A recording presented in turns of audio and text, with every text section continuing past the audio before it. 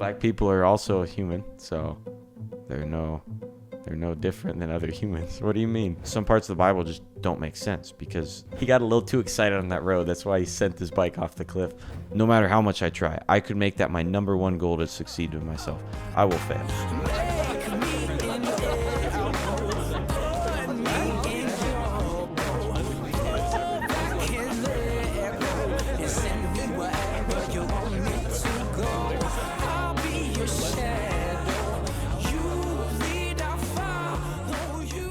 I've never been to one of the football games. Forget my knife is in my pocket and set off the metal detector. It's happened at least 3 times. Ooh, I wonder how often that happens. I don't know, but I've done it almost every time I go to a football game, and then I have to tuck it in a tree somewhere. I've never set off a metal detector, nor have I ever gone through, what do they call it, the airport? The metal detectors?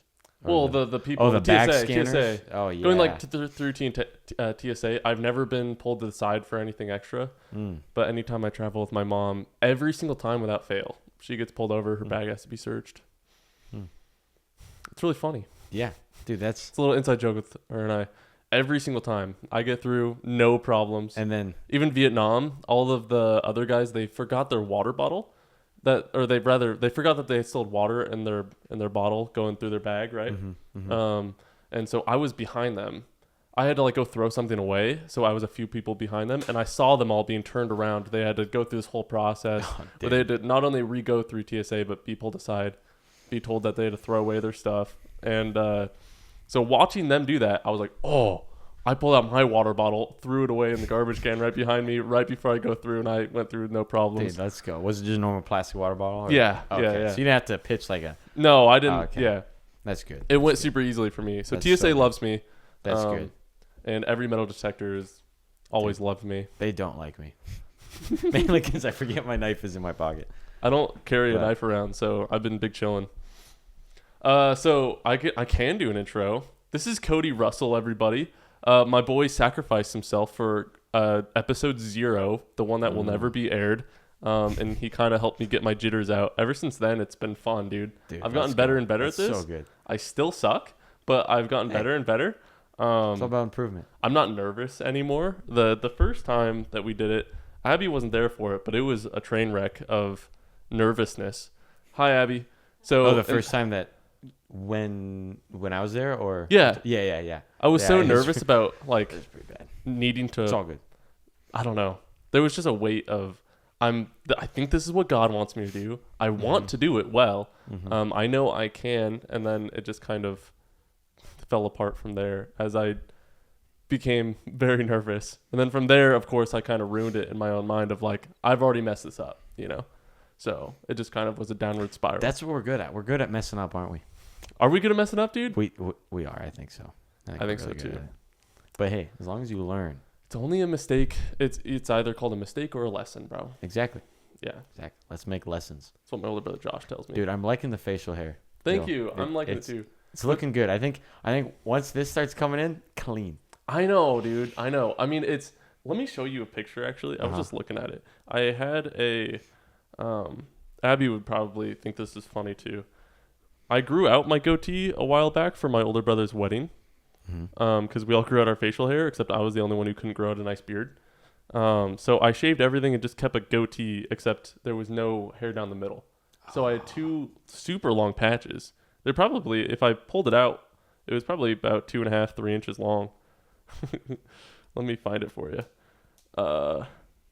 Meanwhile, though, entertain the people. Oh. Let me put the pressure on you. What do you want me to talk about, Joe? What's the... I don't know, dude. Oh, dude. Okay, I found it. Don't worry about it. Here, I have these thumbnail photos. So the face is really funny. But look at what I had going on.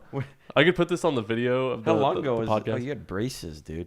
Yeah. That's wild. wild. I've had to wear braces twice in my life. Because after a year of the first one, I developed an underbite because my jawline grew. Dude. Supposedly. Your jawline grew. Like, isn't it? It became more defined. Is that what you mean? Or just like... Supposedly it got bigger and it gave me an underbite, bro. Yeah. Nice. So I had to get braces on a second time. Oh, bummer, dude. Yeah, dude. So... I've never had braces. No? Nope. Neither is my twin brother. Yep. My brother and sister both got them. Mom got them. I don't know if Dad did, but Smile. Show me your teeth, dude. Yeah, they're nice, dude. Shoot. Dang it. So you haven't experienced the pain and agony of braces? The second time was way easier.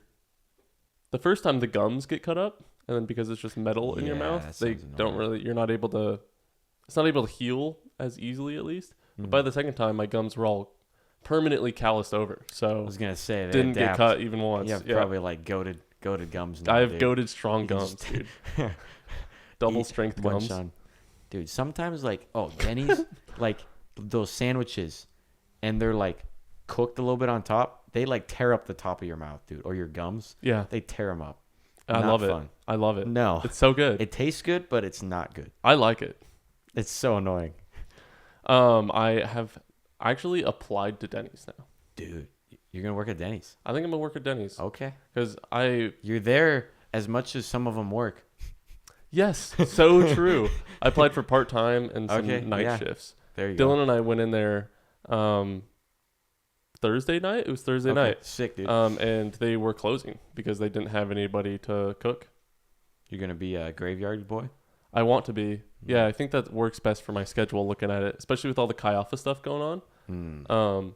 My YouTube channel, I have fought with this in my own mind for the past year even, or two maybe at this point, of like, if I stop posting on, it'd be simulated, right? Not the podcast. Yeah. Podcast is going great. I'm loving it. I set it like, if I stop posting on it, is it being unfaithful with what God has given me? You know what I'm saying? So I'd fight with myself over like if I should stop or not. So I think it would come down to the reason you're stopping. Yeah.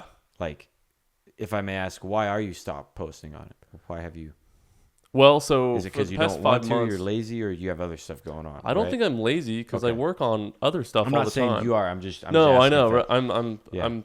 I'm trying to rationalize it in my own mind, I guess, because the only thing I can, for me, there's a huge also mental wall of like, I don't want to quit just because it's hard. You know, it's not something that I am willing to do, which is why I think I've stuck with it even the past few years. You're talking about simulated? Yeah. I haven't posted though for like the past 5 months, and I went to record 2 videos last weekend, and I did, but even then it just kind of, something about it, I just hate it. I can't stand it. Just not enjoying it? I'm not enjoying it. There's some sort of, I sit down and it's just, I don't know what it is, but I've never felt work to be that difficult, whether it's just a mental block. I don't know what that is. It's been that way now for quite a while, but never with any other project or work I've ever done. Even high school, and I hated school. It was it's just, I don't know what it is, but with a lot of praying about it, I don't know if it's necessarily being and I've stuck with it even through that, because it's like, I want to be faithful with the gift that God has given me. And it's been a huge blessing in my life. But is stopping then being unfaithful with what God has given me, or is it just going to the next chapter? Does that make sense? Yeah. Because I don't know if just because I have something that is, because then there's also the thought, it's super sought after. Being self-employed is so, it's such a huge blessing. Right now, it's like it's a big desire for a lot of people. Yeah. It's even a desire for myself. Let's be honest, nobody wants a boss. They want to be their own boss, right? Right. So more freedom. Yeah. It's kind of, I don't know. So I don't even know if the justifications are right or not. I don't think I'm going to give up on it completely, but I need money. And if I'm not posting videos, then it's like, oh, if I'm not doing it anyway, I might as well get a job. So do you think you would enjoy like a job like Denny's better than posting on Simulated? It'll always be easier to show up and do my work when I have that accountability of another person. It's way too easy for me just to blow it off. But I don't think that's, like, for the past while, I don't think it's I'm lazy, because I've filled it up with all sorts of other stuff. So I'm still doing things. I'm still challenging myself and doing work, whether it's just not that specific channel. You know, it's not that specific work. So I don't know what that is. Maybe I just need to stop being a baby. But even then, it's like, I think I've done that for the past while, before the 5-month break, if you will, because I felt the same way and I just powered through it, and it's never gotten better, and I see no reason why I need to continue. If I can glorify God and through my work in another means, whether that be Denny's or wherever he sends me, that would be rad. I don't know. I guess I still question it to a degree, but we'll see if I get the job or not. If not, yeah. But either way, Maybe if it's I a get sign it or not, if you don't, yeah. I don't know, dude. I don't know. All I know is I never wanted to be a YouTuber. It's been a huge blessing to be one. I've never wanted the fame that came along with it. I never wanted the, that's probably the biggest part. I don't know. I never wanted to be an entertainer, which a podcast is way more easy because it's just me having fun with my friends kind of thing. Yeah. It's just a bit more genuine. It's or not learning, or learning about new people too. Yeah. I'm not sitting down. Yeah, I'm learning more than a World Box video where I kind of feel like I have to perform. Yep. Yeah, it's just like kids growing up, every single time I tell an old geezer when they ask me what I'm doing, I'm like, I'm a YouTuber. And they're like, oh, my grandkid wants to be a YouTuber or my son wants to be a YouTuber, something like that. And it's like when I was a kid, I don't relate to that. I never wanted to be one. Mm-hmm. I loved watching YouTube. I watched YouTube a lot, probably more than I should have. And I never wanted to be one. Yeah. And yet here I am. I just know I didn't want to go to college. And now it's like... So that was your main drive for not... As far as I'm concerned, God blessed me with that channel to get me exactly where I am now. Whether it will continue to take me wherever he needs me to be, or if another thing will be that new vehicle. Mm-hmm. I see no reason why I need to necessarily worry about it. I'm just tired of waiting for myself to like make more videos. I find dread in that. So I'm just gonna go see if I can work at Denny's because that feels more freeing to me in a weird way. Is it because it's more like... Plus, it's consistent income, which I need. Okay. I need some consistent income in my life. So, because the YouTube channel is super awesome. God can really use it in whatever way he wants to fund my life, because it's the algorithm, and I believe he's more in control of that than people give credit to the algorithm, if that makes sense. At least for my channel. It's kind of been my experience. But, yeah, I don't know. Again, I'm not going to give up on it forever. I think I'll post a video every now and again. But anyways, you were dirt biking? I went on a massive tangent. I guess dude, no, you're chilling. I don't care. No, I was. My buddy and I went up Moscow Mountain earlier today, and then we went over Asher, right? Yep. Yeah, cool. Asher, yeah. And then we went over to Potlatch and started riding. And dude, okay. So then we got to this hill. You remember when we went off-roading? I think you were there for that. When we went off-roading. Where we almost died? Were you there when we went off-roading during the day? No. Okay. I don't think so. Okay. Well, Abigail was. That like dirt road where you got that like fallen. There's this bunch of tree guts on the ground. And we saw that like multiple times. It was in that area. So soft dirt. Because the loggers have been driving through it, and it just tears up that dirt. Yeah. And then we had rain for a few days ago for the past like 3 days. And so because it's in direct sunlight, it dried up, but it's loose dirt. So it has moisture in it, but it's dry. So it's not mud. And it like, you can take a corner and just like lean all the way and just like full throttle pin it, and dude, you just slide around that corner. So like Rad. So we literally, and it was a whole hill that just went zigzag all the way down and all the way up. We went down it and we went back up. We just kept going down for like at least 2 hours. And that's awesome. And because our comms only have so much range, we were kind of staggered. So as I was going down, he was coming up, we passed each other. And it was a pretty wide road, so it was nice. And so then our comms would connect for a few seconds, and it'd just be us being like, dude, this is so awesome. As we're going down and up. So we did that for 2 hours, and then I was going down it, and I heard Asher, because the comm connected, and Asher's like, Cody, if you can hear me, you should slow down. I'm like, uh-oh. Oh, no. So I start slowing down. I see him standing there, and I don't see his bike. I'm like, oh, no. Oh, no. What happened, Asher? And so his bike, I should have This asked him just to happened send me too, the didn't picture. Yeah. So I should have asked him to send me the picture. But so it was this road, right? And it's just a cliff drop. So so the road goes like this, and it's just cliff drop, right? Trees, and his bike was just down, like front tire first, just on its side down in this cliff, like at least. I should have asked him to send me the photo. Dang, I'll show you it. I'll show you it later. 50 feet down, 100 and then feet you can down? put it on the thing. What? How much feet down? Like I'd say from the back of the rear tire to the trail, probably like that way is probably 3, 4, 5-ish feet. Oh, okay. That's Yeah, like you can not reach that far. The problem Okay, is yeah, it was yeah. steep like this. Okay. Yeah, Dude. so like Getting down there to lift it up. So and it was just two of us, and his bike's like 350. It's closer to 400 probably.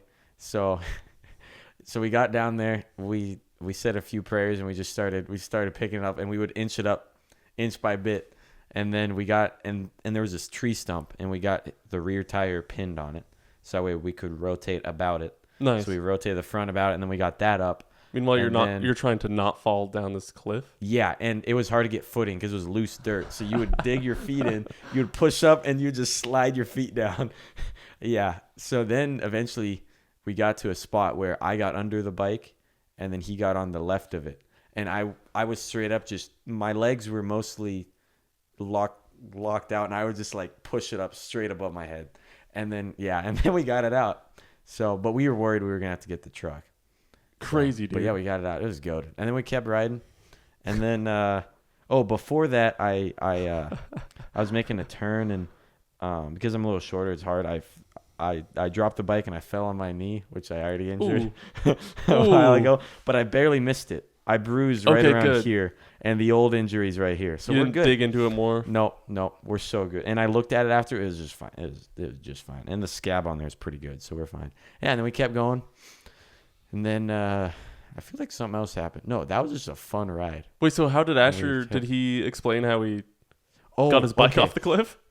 Wait, explain how he got it off? Or, I don't know, was he taking it the corner too fast or anything? Oh, took it off. Yeah, so I was going down. He was coming up. Okay, and so he was coming up, and he was going around this turn. He was just going way too fast. And he made this turn, and he slid around. But then he just kept going forward instead of turning to make the other turn. The dirt was too soft. I don't think it was really the dirt. It was him. He said he said he just handled it wrong, and he started sending it, and then in his head he's like, "Uh-oh, I'm gonna crash," and he just he slid it down on his side, and then he kind of dismounted as it slid off the cliff. And he's like, "Oh no, I just threw my bike off the cliff," and it wasn't. Yeah, it was. Good it thing was it didn't make it that actually far. pretty easy to get it up. Okay, It shouldn't have been easy, but it was. It was weird. Yeah, it was cool. Good job not dying, dude. Yeah, dude, it was fun. Oh, and then It could have later, been way worse for sure. so then on this other road, and this was on our route back. Oh, and then after we did that, we're like, I think we've pushed our luck too much. I think we were having a little bit too much fun on this road. Let's move on. So we moved on from that road. It was sad because that was a good road. Tragic. But we kept going, and then there's this other road where the loggers came by, and what they do is they create these ruts that are perpendicular to the road. So like if you're riding it, it goes up, and then it's just a divot, and then the road continues. So like and then I hate false neutral. False neutral is when you're like riding and you accidentally hit it into neutral. Because on a bike you got first and second, and then in between first and second you got your neutral, right? So like, So like sometimes it's annoying when you just accidentally hit it and it puts you in neutral. So I was coming up on one of them and hit it into neutral, and then I lost all my speed, and I hit my front tire on the back, and then I whiplashed, and my chest hit the front of the handlebars. It was not very fun. Did you keep your gonads safe? Oh yeah, we're chilling. Okay, good. Yeah, we're chilling. Because I know when you come to a stop real quick, you send tend your to balls slide to forward. the tank. Yeah, balls to the tank. Not fun. That happened. Well, so on the other road, the goated dirt road, when you're taking those turns, you basically throw your body into your tank.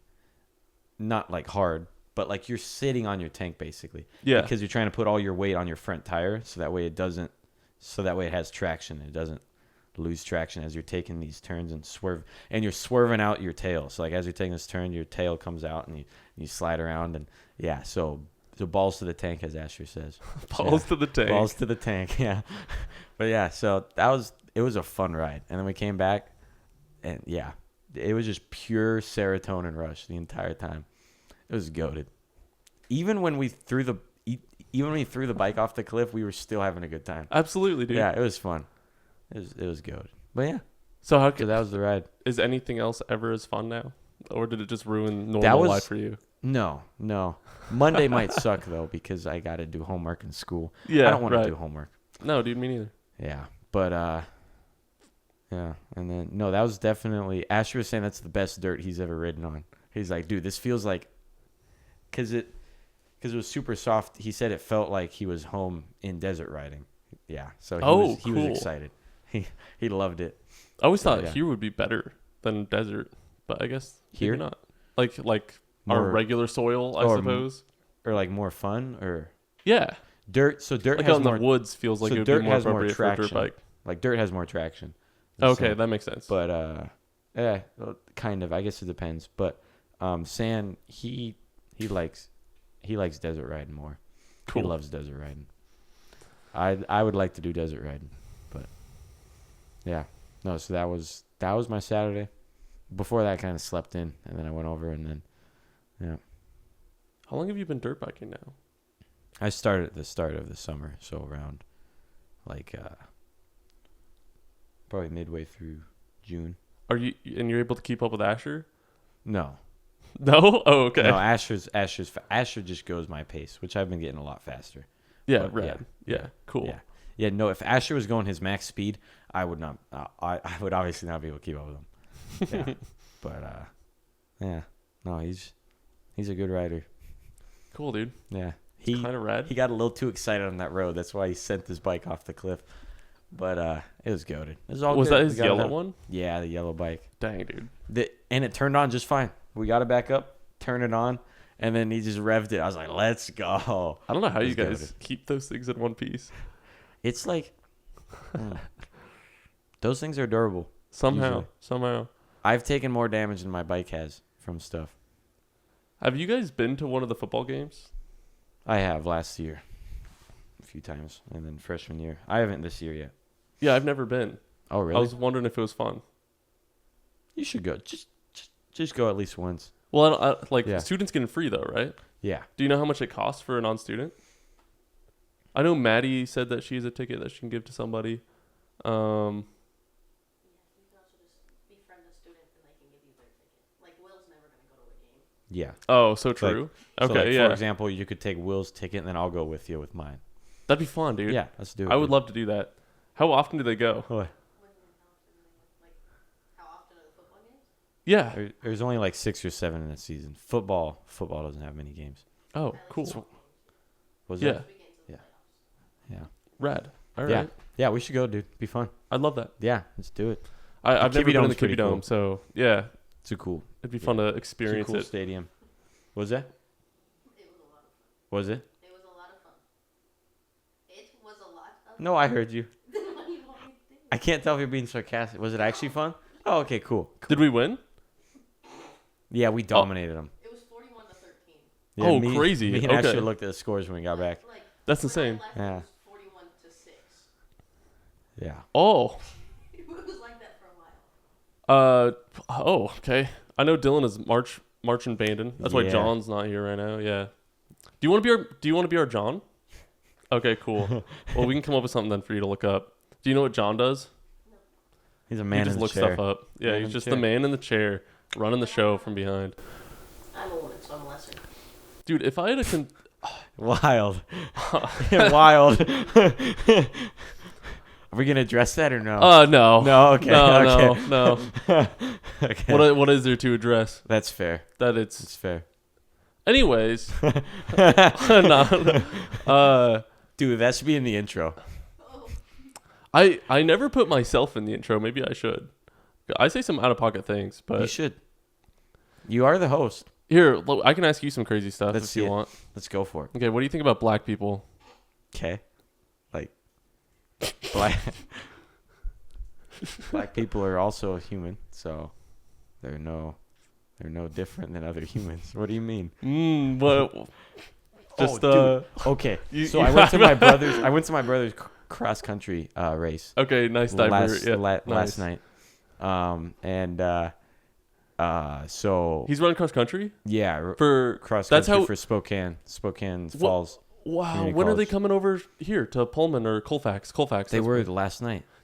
Oh, I thought I was supposed to go to that with you guys. Dang it. Because my friend I Alex forgot to might have been text there. you. I'm so sorry, dude. No, you're good. Oh, bummer. But anyway. Did your brother say anything about? Because I told him to tell Yeah. Alex if he bumped I into asked him if he did. I forgot his answer. I'm gonna be honest. He Oh, told me. come on, dude. I know. I'm sorry. I'm sorry, Joe. We should call him. Dude, right now. I want to know his answer. Because if he did, that'd be Uh-huh. hilarious. We can call. I don't know. I didn't get a Right text now from or you Alex. mean I feel like I after? would have gotten a text if it happened. Yeah. Well, on the podcast, it'd be funny. But anyway, when you were talking about black people, I thought of this. So. Oh, okay. So the race, there were. The black guys in front leading. I forget which country they're they like, were from. you know, if you're black, you have a 10% speed boost. No, but he lapped like it was an 8K, and they Oh, ran around what? this lap. Yeah, so 8 kilometers. College is insane. They ran around this lap. Probably I don't remember how big the lap is, but they ran around it 4 or 5 times, and he lapped like, yeah, dude was fast. Like he had at least a full lap on a good amount of the runners. 8K's was 5 miles, insane. right? Yeah, Yeah. yeah. Cool. He had like a 22 minute something. Whoa. Yeah. That's insane. Yeah. For 5 miles? Yeah. I don't exactly know how many miles that is. An 8K. How many miles is that? He had 22 something. It was insane. Going through It was like early 22 something. high school. 5 miles? Yeah. Yep. 8K, yeah. Because a 3K is like 3.1 miles. So that if you checks had a out. 20-minute 5K or 5 miles, it's a 4-minute mile. Dang. Yeah, no, he ran Or 22 5K something. is 3.1 Dude, miles. That guy Right. could run that pace probably all day long. He probably runs marathons in his sleep. It was insane. It was cool to watch. Was he that guy. breathing through his mouth or his nose? Dude, I don't know. He was probably just chilling, I was nose watching breathing. him, bro. no, dude was fast. Like his stride was tall guy, skinny guy, tall. Yeah. Oh, yeah. His stride He's was a runner. insane.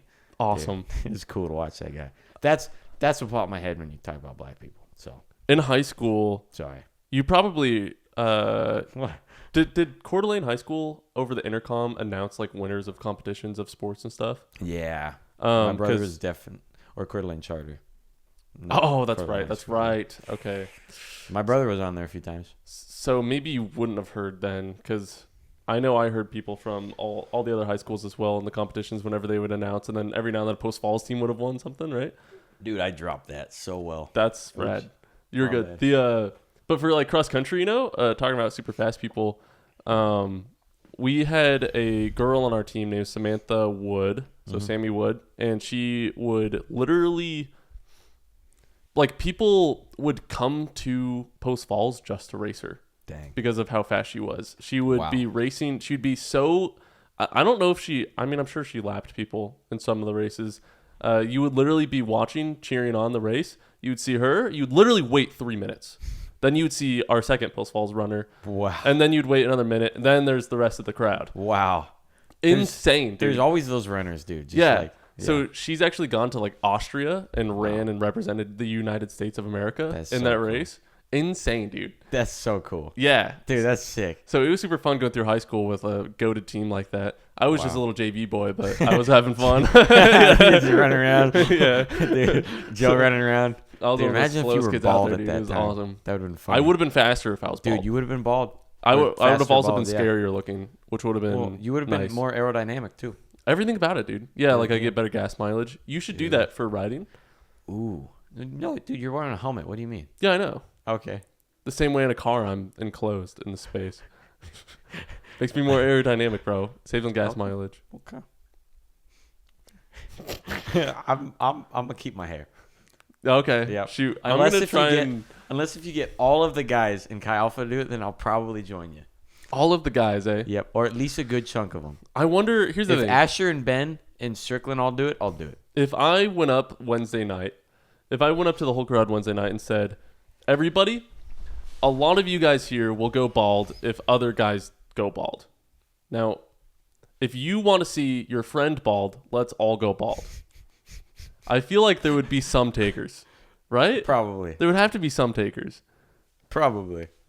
Should we do it? I don't know. Because then maybe it would cause like a chain reaction where everybody would just end up bald. I do like having hair. Like, do it for No Shave November. There is some annoying things about hair. So. Well, for me, hair is kind of annoying. Yeah. But just because I can't get to my scalp to moisturize it as well as I can without hair. True. Yeah. So Otherwise, I flake. I'm just looking at your bald head right now. You're good, dude. Yep. That's what you do best. So Ben lives in the same apartment complex, right? Yeah. He's like a few doors down. I was pulling in as he was pulling out, and that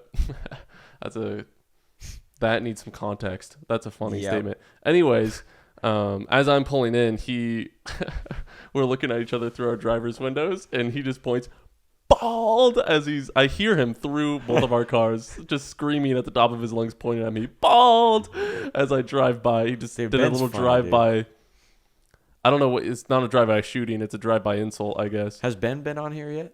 No, dude. Dude, he should. Ben's a funny guy. Yeah, he is. He bent his handlebars really bad on his bike last time he rode with Asher. Ooh. Yeah. Can you just unbend it? Well, you can bend it back, but the problem is it a steel? I don't know if he has steel or aluminum handlebars, but either way, when you bend metal back, right? So materials have a basically the more you put stress on it, yeah, right? Yeah. So like the more force you put on, the more stress is on it, and like all materials have an amount that they can flex and then return after the load is taken off. Yeah. But then there's a point in every material where plastic deformation happens to where you put so much stress on it that it will continue bending, but it won't return to its original shape, right? So like, for example, because he bent his handlebars, he put so much stress on it that it went past that point and it didn't return to normal, right? Yeah. So now you can bend that back, but the problem is that metal will be weaker than it once was. For sure. Because you put fatigue on it and you've put more fatigue on it and put it back. And so. Can you put like a little metal clamp around it that would help the bent part, the crease, if you will? Does that make sense? I don't know. Or it would kind of help it regain that strength? Yeah, maybe. Usually the move is just to buy a new set of handlebars. True. I don't know how expensive that is. They're not that bad. Okay. Then might as well. But so like Asher's bent his handlebars back, and eventually, and every time you mess them up again, they'll bend more, and you gotta bend them back. That makes eventually sense. They'll just break. Mm-hmm. So, and you don't want a broken handlebar set mid-ride because you can't ride that thing right out in the middle of the mountains. So like every time you bend it back, you're increasing your chance of breaking it when you crash again. What's the farthest you guys have gone? Farthest we've gone? Yeah. Like how many miles? Like just miles out. Yeah. Or hours? No, miles. Like what's the farthest out of civilization you've gone? Oh, like in where the like woods? It gets sketchy when many miles. I don't know. I don't really know how far out in the woods we usually go, but yeah. Okay. Cool. Ashley's probably gone farther than I have for sure. Oh yeah. Yeah. Well, he and his dad just did that retreat thing, right? Where they were out there forever. Yeah. How did they have enough gas for that? You pick your route and you pick and you can bring gas with you too in your backpack and Asher has these they look like water bottles because they're the metal aluminum water bottles that say, I forget what kind of water it is, but he just puts gas in there and puts it in his backpack and takes it with him. So yeah, but you just pick your route. How's RAing been, dude? First of all, explain what that is and what that even means to the people who are like me, who previous to 2 months ago did not know what that meant. Oh, really? Yeah. So in a college, you have dorms, obviously, right? And dorms usually have they're called resident assistants, an RA, resident assistant. So it's literally just a person that kind of oversees or or looks out for all the residents that they're accounting for. So like I'm in the tower, so I have the 8th floor. Mm-hmm. So I have 37 residents, and kind of just There's 37 people in there. yeah, 37 Whoa. people on one floor. Yeah. Whoa, Yeah, I didn't. I thought it was 20 way less rooms. than that. 20 rooms. So there's my room, and then there's 19 others, and they all have 2 people in them. Mine is just me, but one of the guys is moved out, so there's 37 instead of 38. So Wow. yeah, you kind of just like if something bad happens, people come to you. Mm-hmm. You deal with people's problems. If people have roommate issues, you deal with it. You work it out. You do check-ins with people to make sure they're doing all right. Right? You just check in, ask people questions, follow up on them. If someone's homesick, you kind of help them out, give them some resources. If someone's struggling academically or mentally, you give them resources to help them out. And then I've got to do so once a week. Me and my rounds partner, we basically in the evening times, it's like 7 to 11, we go around the building. We just check everything. So we start at the top, we just walk around and go all the way down, and we look in all the lounges, bathrooms, and closets. Like if someone's injured or if someone's hurt or if something bad's happening or if someone's being too loud or whatever, you just so that's kind of what that is. Yeah, then you kill them. Yep. To make it quiet. Yeah. No. Throw them out the window. No, that's not the. Speaking of going out the window, a few years ago on the 8th floor, one of the guys, or many years ago, one of the guys tied. So the lounge has like this big old pillar, and he tied a climbing rope all the way around it, and then ran it out his window, and he rappelled down the side of his window all the way down to the bottom. And this was like 11:30 at night, and then he got caught in trouble, but. No It was way. kind of funny. That's so It's rad, dude. hilarious. Dude, that'd be sick. Bro's Just to rappel- insane. Yeah, he's goated. That's Yeah.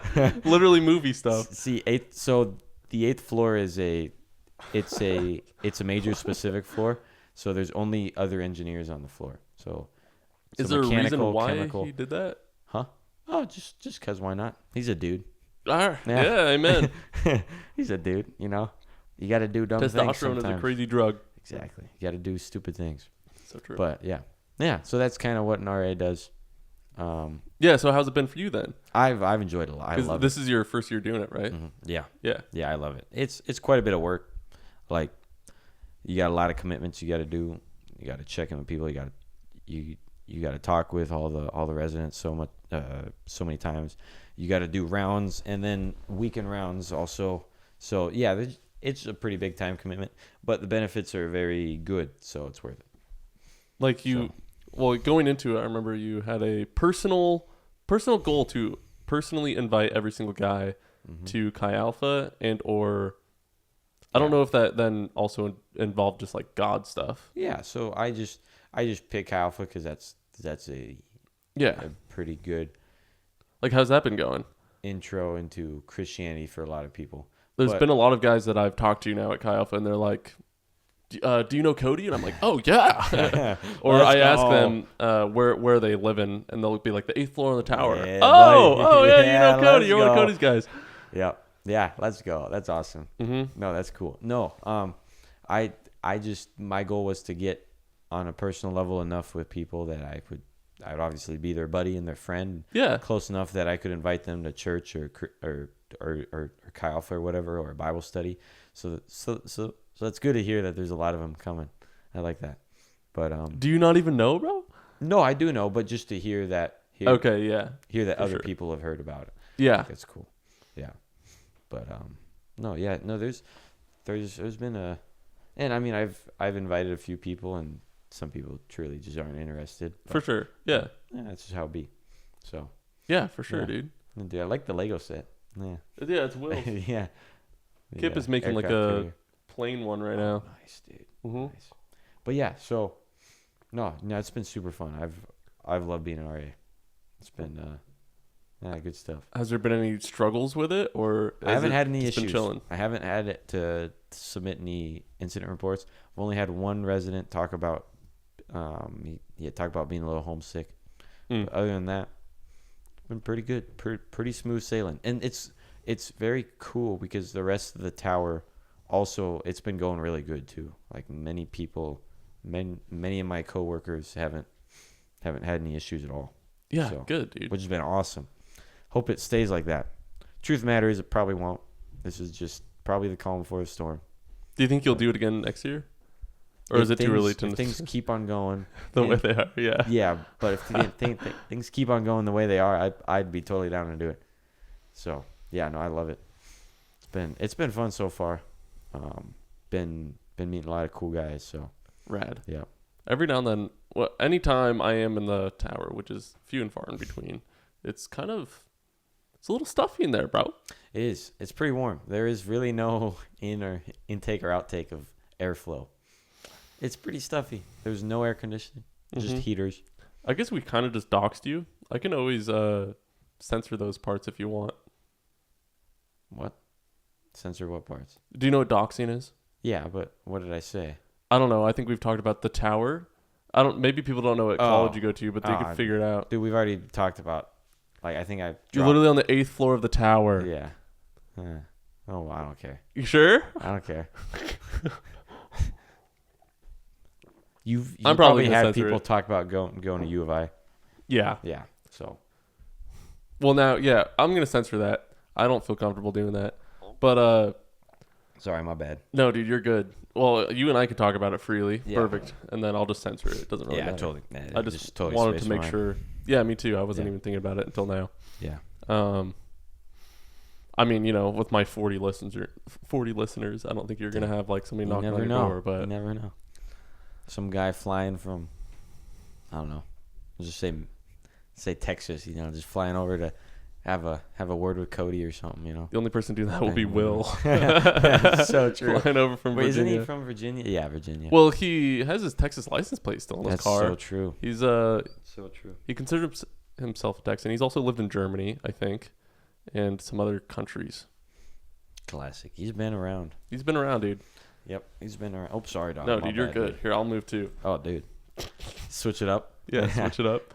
Dude, sick. Yeah. Well, how's your how's your research going, dude? Oh, it's been going good. It's been taking a little bit of a back step. I'm busy with classes and then RA stuff. So Did you guys I finally went to get the lab. Huh? some human volunteer testing? Oh yeah, we've had 4 or 5 people in. Actually, Oh, 2 weeks cool. ago we had a guy in on Friday, so that was cool. Correct me if Came I'm in. wrong, but when last time you were on, that didn't happen yet? That was in the plans? Oh, you mean episode 0 when we talked Episode about 0 it? when we talked about it. Dude, no, I don't. I think at that point you're right. I don't think we had a patient in yet. Yeah. But since then we've had 4 or 5. Yeah, how has that been? It's been really good. What does that even a look lot like? So they bring them into your lab, which you've Yep. shown me now. Super Yep. cool. Yeah. All sorts of gizmos and gadgets in there. And then I've shown you the wearable exoskeleton, right? Yes. Yeah. Insane, dude. Yep. So when we take someone in there, no, it's super cool. But we take someone in there and You we fit it to 'em? basically, so we start by fitting it to him while Dr. Perry's asking him some questions. Whether it's just filling out a form, just stuff like that. Is Dr. Perry a platypus? No, no, his last name. Yeah, I'm sure he's heard that a lot. no, he's one of my professors. Yeah, he probably has. Yeah. Dr. Perry. He's super cool guy. But what was I saying? Yeah, so comes in there, we fit it to him, and then we have some normal clinical tests that most physical therapists usually give most stroke patients. And the reason why we do that is so that way we have a way of comparing our new test like data, comparing it to what like normal clinical tests are. So like when we tell clinics about it, we're like, hey, this person who is at this skill level on this test, Yeah. this is what there are on our test. Does that make sense? So that way it's more comparable to clinics. It's more peer reviewed kind of thing. Or is that kind of the... Sure. Maybe that's the wrong term for it? It's just more. It's easier for clinics or other medical fields to understand it, understand the position that these stroke patients are in, and then the idea is that way we can compare their tests to after they wear our exoskeleton for a bit to see how much improvement there is. Yeah. So they come in the lab, and then we fit the exoskeleton to him, and then they do some of the clinical tests, and then they come over to the motion capture. The motion capture is basically our main way of getting data. So we test on their good. So most stroke patients, really only one side of their body is affected. So let's say it's their right side. Their right side is like their muscles are all tensed and toned. So toned is the word we use for it. And what that looks like is their arm is real tight like this. And they can clench their fists and pull in their arm and pull up their shoulder and all that. But it's hard for them to relax and extend. So like let's say in the morning, they're super relaxed and they tighten their fist. It's really hard for them to open their fist or extend their elbow or lift their shoulder. Yeah. So what our exoskeleton kind of does is to assist those movements that are related to relaxing. So like, for example, lifting their shoulder or extending their elbow, or opening their hand. How does it help relax without just like fighting against something that is resistant? I don't know if relax is the best way to more stretch it out. Maybe I shouldn't have said that, but okay. It's they're basically their muscle connection to their brain is obviously damaged, and parts of the brain are too. So they've lost that mind muscle connection a lot. Yeah. Right? So like they're usually a lot weaker, and especially if they stop using their muscles, then their muscles just get super weak, and they just slowly decline more and more. So yeah, the goal is to help them, because the movements involving extending and raising your shoulder and then opening your hand are all really difficult for them, because those muscles are usually weaker than the other ones. So it's just designed to help them raise their shoulder and then extend their elbow and then open their hand. Okay, yeah. So then what we do is in the motion capture, we test their good arm, right? So let's say if they're impaired on their right, we'll test their left. And what we'll have them do is they wear this gauntlet thing, and so motion cool. capture uses infrared cameras, right? And these infrared cameras pick up reflected infrared light. So the markers are super, super reflective, and all the cameras give off infrared light. So then it basically shoots light. It would reflect off the marker and bounce back to the camera. So then the cameras know where all these markers are.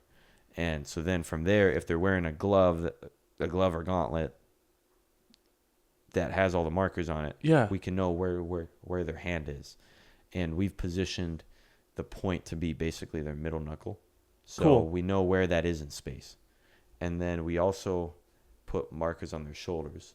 So then we know where their shoulders are. So we know where they are and where their arm is. So then what we have them do is we have 3 planes. There's the transverse, the sagittal, and the frontal plane. So the transverse would be this kind of plane. So moving their arm in this plane here. So flat. Yeah, like a flat plane, parallel circular to the ground. Okay, right? yeah. And then the other one would be sagittal, which is this plane here, so parallel to like a sidewall, right? So they're doing this kind of plane, okay. Right? And then you're doing X, Y, and Z. And then the last plane would be this plane here, so out in front of you, parallel to like that wall. And you're doing circles with all of them. Yeah, so one parallel with the ground, one it's parallel kind with of the hard wall, to demonstrate here with the chair and then all one set up. But the goal is for them to of create the largest shape possible.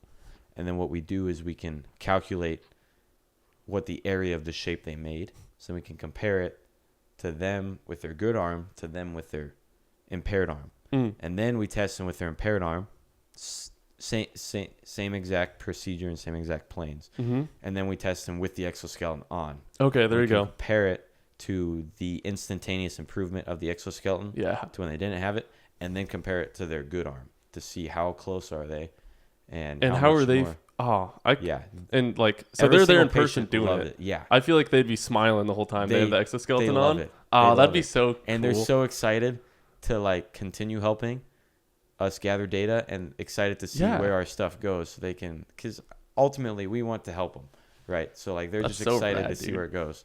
Yeah, no, it's so cool. I love it so much. It's super cool. Do you know how expensive it'll be when it's like fully done, I guess, and out for the market? I not No I got idea? not a clue. No idea? No clue at all. I don't know how you determine that. Yeah, I guess maybe you're not in charge and of that's that. probably gonna be farther down the road. Yeah. The thing with academia Mm-hmm. research and development is you're really it's less focused on creating a product and selling it. Mm. It's more focused on progressing the overall knowledge of science as a whole. Okay, yeah. Answering a question, Mm-hmm. submitting a report about it, saying, hey, this is what we learned. Which It's then more somebody... focused on that rather than like a normal company. Their R&D is more oriented towards making a product and selling it. That makes sense. Right. So then Yeah. their engineers working for the company would look at your study and go, oh, look at this new thing. Then they We could, can design something Yeah. around this, Sure. Yeah. and it would be an improvement. Usually, and that's not all the time, but usually that's how academia versus normal company research goes. Like you're not able to patent your design? Yeah, you can. A lot of or some of our professors have patents, but Mm-hmm. yeah. So Cool, dude. yeah, like Dr. Robertson actually, Asher and I have been riding with Dr. Mhm. Robertson a few times. He's got a lot more than I have, but he's got like a few patents on stuff. Cool. Yeah. Do you know Yeah. what? No, I don't. I know his research is oriented towards corn, and he's mechanical Okay. engineer, and I don't know the whole lot about it, and I don't really want to butcher any of it, but it's oriented towards corn. So, yeah, and like studying corn and how to yeah. I don't really want to say much about it because I don't want to butcher it. 'Cause I Yeah, don't know for much. sure. Okay, for sure. Because I frankly don't know a whole lot about it. But no, cool dude. Yeah, Cool guy. super cool. Yeah. No, so that's kind of where things are at now. We've had like 4 or 5 patients in. All of them love it. Super excited to keep coming in. And then eventually we have 2 exoskeletons. We've got a left and a right. Mm. We want to start making more so we can send them home with the patients. Because the ultimate goal is that this is something that patients take home because it's lightweight. And you it study mounts it on that their way? waist. And then, so then what we would do is maybe they take it home for like 2 weeks, come back, and then we test them again without it to see if they improved from the first time they came in. Like their muscles have gained Exactly. strength. Yep, Ooh. exactly. Yep. Yeah, because if Yep. they're using it, that would Yep. make sense. Yep. Do you think then you could eventually reverse their entire... Man, what is that called, I guess? Oh, to bring them back to where they were Can they before? Can it kind of like rebuild that connection with the brain through the use of that? Kind of. It's more you're just Or is that- strengthening the strength of those muscles. And Okay, yeah. Kind of. Also, yeah, like you said, and your brain and your nerves are they're very good at adapting and rerouting. Mm-hmm. It's like if you lose a bunch of your nerve cells in your brain will reroute all those connections Yeah. to kind of bring you back to once you once were. Obviously, you have a lot of you have a loss of cells, but you're still able to make all those connections. 'cause Well, it's your all brain like physical reroutes. therapy, right? Yeah, It takes yeah. time to rebuild Yep, those connections. exactly. Yeah. And another study in the lab, and you saw, but the big blue robot, right? Yeah. Yeah. So That thing's so cool, dude. that research is oriented towards learning about the or basically the signals given off by muscles in your brain. Mm-hmm. EEG is How for does the it- brain, EMG is for the muscles. Muscle, something. I Oh, don't forget. okay. Yeah. So is it actually reading directly from your brain in So some way, we or is have it just very expensive equipment that basically has nodes? So like okay? It's more reading the muscles. We'll put nodes on your muscles and Mhm. it picks up voltages, and those Cool. are in like microvolts. And then we have the same thing for the brain, which is a lot Oh. harder to pinpoint and pick out certain spots because the brain's so small, or it goes really small. And then those are on like nanovolts, so like really small voltages, but it's still like electronic signals that you would find in a computer, almost electronic voltages. Can you short circuit your own brain? You can get electrocuted, yeah. Yeah. But like I don't think that's ever had like a. I mean, Yeah. maybe I don't know. Like if you get struck by lightning, does that not? John, Abby, do you mind looking that up? Can you short circuit your own brain? Also, pause. Pause? Pause? Well, Why are we pausing? We can pause. Yeah, so that's what the Blue Sabino project is oriented towards, is looking at those so that way we can identify, the problem, how much, like what the damage is, and how can we fix it. Yeah. Another thing that stroke patients have is they have a lack or a loss of proprioception, and proprioception is your mind's idea on where or your mind's position on where your body parts are. So like if you close your eyes, you know where your hand is, right? That's what's called proprioception, right? Your mind's like idea on where your hand is in space without your vision. Mm-hmm. So stroke patients have lost that. So like maybe they might think that their hand is really over here, even though it's right here, right? I've never even thought about that as a sense. Whoa, that's crazy. Yeah, it's super cool. So that's what it's also studying too, or what we want to study with it. Which if I had more time, I would be investing time into helping Chris with that. But so like Chris has this little game that, so we've got a TV in front of you, and you put your arm in the robot, and you've got this clicker for your feet. Yeah. And basically the robot moves your arm in a circle, right? And on the screen, you've got a blue dot on where your arm is, right? So, and it moves around in a circle along with your arm, right? And then you've got a green X. And when you get to that green X, you're told to push the button with your foot, right? So then you just do that, right? Click it. Yeah. You click it. And then it takes away that blue dot off the... Oh, and also the whole time, we've got like a cover under your neck so that way you can't see your arm, right? So that way you can only see the screen. And we're going to probably start using VR to do it. But so that way you can only see the screen. A little bit more comfortable, probably. Yeah. Yep. But, and you can't see your arm at all. And then we take away the blue dot off the screen. So then you can't see where your arm is. You just have to feel for it. You just have to feel and guess when to click the button. Yep. And then click it. And click it on that time. Yeah. Yeah. And so that's a study to identify. That's more identifying how good people's proprioceptive ability is. I feel like that would still be less for normal people, right? Yes. It would still be a little bit more messy. We're not perfect even from a normal mind. But you can see a dip. And there'd be they haven't done a whole lot of data gathering, but there is a difference between normal people and stroke patients. Oops. And there's also a difference between, like, let's say a dancer or like a martial artist. Oh, whoa. Who specialize more in like really their hand-eye coordination or their mind muscle coordination. Just knowing where their limbs are. Yeah. It's important. So yes, so especially like figure dancers or figure skaters or something too. Like they would have a better proprioceptibility than like a normal dude who plays like Valorant or something. I don't know. Yeah. You know what I'm saying? I can be pretty clumsy. I probably wouldn't be good at that. And then also there's people who have, and your balance plays a part in it and all that. So no, it's cool stuff. I love it. It's pretty cool. That is cool, dude. So the realm of rehabilitation. Yep. So I mean, how much longer do you have in your degree? When do you graduate? I am a little over halfway through. So I completed my sophomore year last. You're done with all like the general studies Basically. kind of thing. So now you're chilling with what you want to be actually learning. And I've already been doing mostly engineering classes anyway for the past little bit. But now, it's like all engineering. Like this course. So this semester I'm taking engineering dynamic systems. And then after that I have intermediate mechanics and materials. And then after that I have experimental methods for engineers, and then fluid mechanics, and then thermodynamics. That's all in one day, 8:30 to 1:30. Crazy, dude. Not very fun, but so all engineering courses. It's been super cool, but so I'll graduate spring of 2026. Nice. Yeah. Good stuff. Yeah. Cool. Oh, it's good stuff. And I've been taking, and the next few semesters, so I'm gonna take robotic oriented tech electives.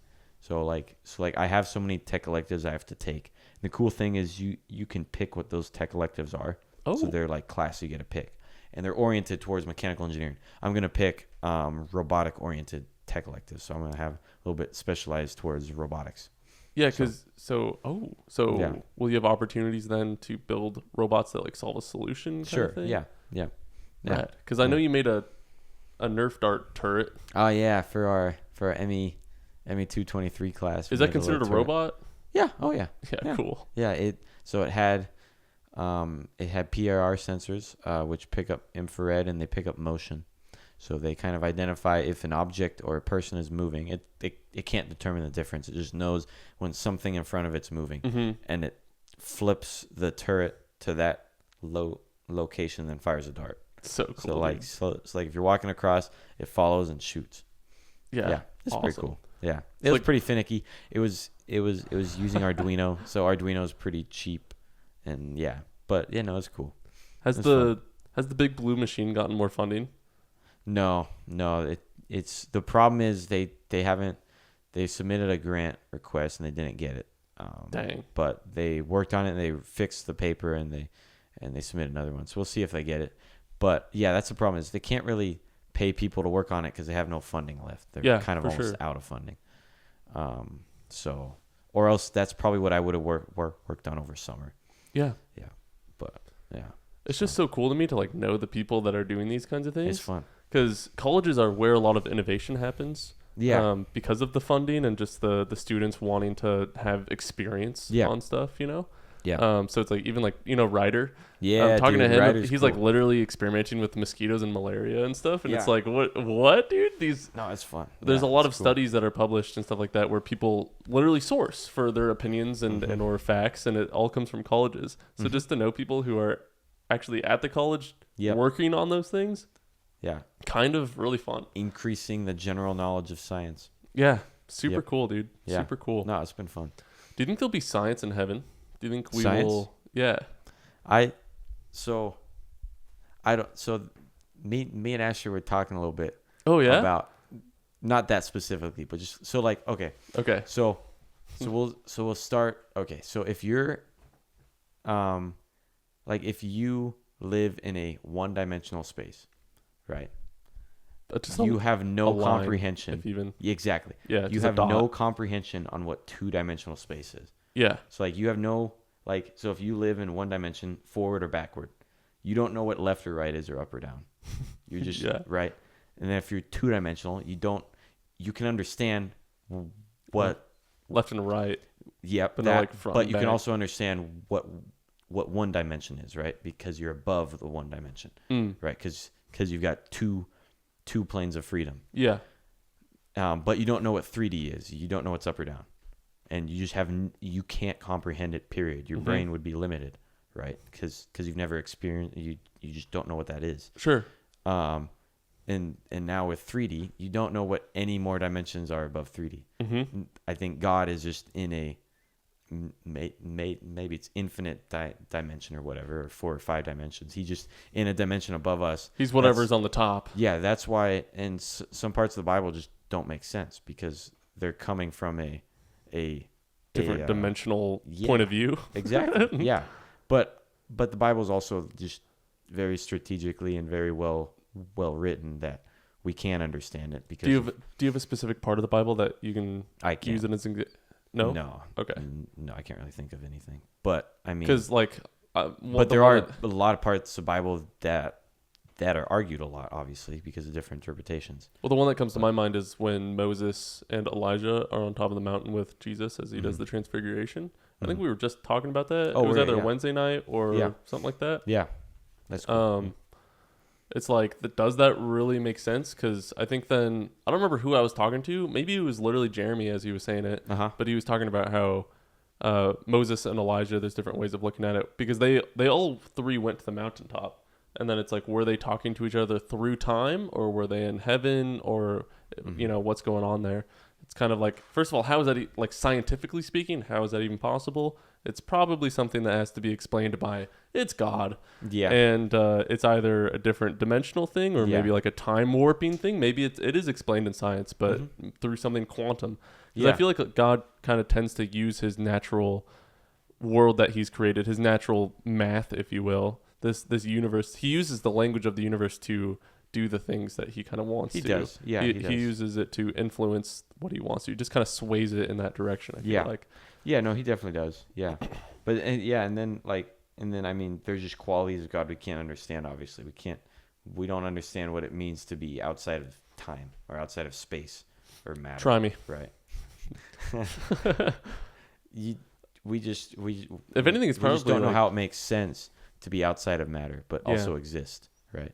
well, I've thought about that with like, this is, I don't know, it's probably close enough that it's still like in the same ballpark, kind of, where like hallucinogenics, I kind of have the take that it's probably peeking into the spiritual realm, and because our mind is not able to comprehend it because of our flesh and our limited Yeah, we're limited. experience in this physical realm, whatever Yeah. that difference is, whatever that, Mm-hmm. it's our brain trying to figure out what it's seeing, Mm-hmm. so it becomes trippy, Mm-hmm. and what we associate with hallucinogenics, Mm-hmm. Yep.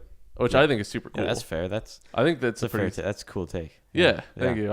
I came up with it and went, whoa, that makes sense. Whoa. Whoa. Yeah. No, absolutely. And like, yeah. I forgot what I was gonna say. I don't know. There's definitely something going on with like the sixth sense, you know? I know when people are looking Yeah. at me because there's so many moments in my life. It just happened the other day in the iSub. I just look up suddenly, no reason why. And as soon as I look up, it was immediately just locking eyes with somebody. Mm-hmm. You know, I don't know, happens all the time. I don't think science has actually explained that, how we know that somebody's looking at us if we don't, not only that, but know where. Because it's not like I'm like looking around for somebody. I'm doing my thing, then I just look up and it's like immediate. You know, my body just subconsciously turned and looked exactly where somebody was looking. Yeah. It's like, what is that, Yeah, dude? No, I don't know. I don't know. Mechanical engineer that, bro. I got no clue, Doc. No. But I'll ask God when I get to heaven for you. Just for you, Joe. I don't And then know. I'll let you know. I don't know Yeah. what a good theory is. That probably gets into like new agey stuff where it's like we're all waves, we're all energy or whatever, right? So it's like I feel it. I don't know how that makes sense. We're all energy. If anything, that makes it more confusing than just being like I'm able to sense that person. Yeah. I don't know. What do you think, Abby? Well, your brain knows. Yeah. There's psychology behind it too. Is there? Yeah, especially I don't know when the there's like psychology. I guess she's qualified to answer this. This is Yeah, cool. that makes sense. when there's like a stress response, you're more aware of what's happening around you, and so I mean it's not completely explainable, but I mean it's kind of like how you know who's walking downstairs by the footsteps, and like you know when something's up and somebody's looking at you. Yeah, it can be some sort of stress response. But like, how would you ever know if somebody's looking at you? What? I thought it was Puts a your brain normal off. thing that you just knew, It is normal. I think it's a normal human experience. We just don't know why. but other people have it more than others, and so I think it's a normal human response. But Oh. I have it a lot. with added stresses and being more aware of your surroundings, it's I mean, I also think that it's some sort of like spiritual thing. Yeah. I think so too. I think It's that makes sense. in that moment, like of something's happening and you like look up. I don't know. There've been times where it's like on a night, I've been like, that's the person we're gonna go talk to. Yeah. Yeah, that's like the Holy Spirit kind of thing. Mm-hmm. Ooh. I don't know, yeah, because I'm very unaware of my surroundings. People call me out on being so unobservant, which is I'm also very unobservant. I'm pretty. so You think so? Yeah, I've never had a. Yeah, I think it is a dude thing.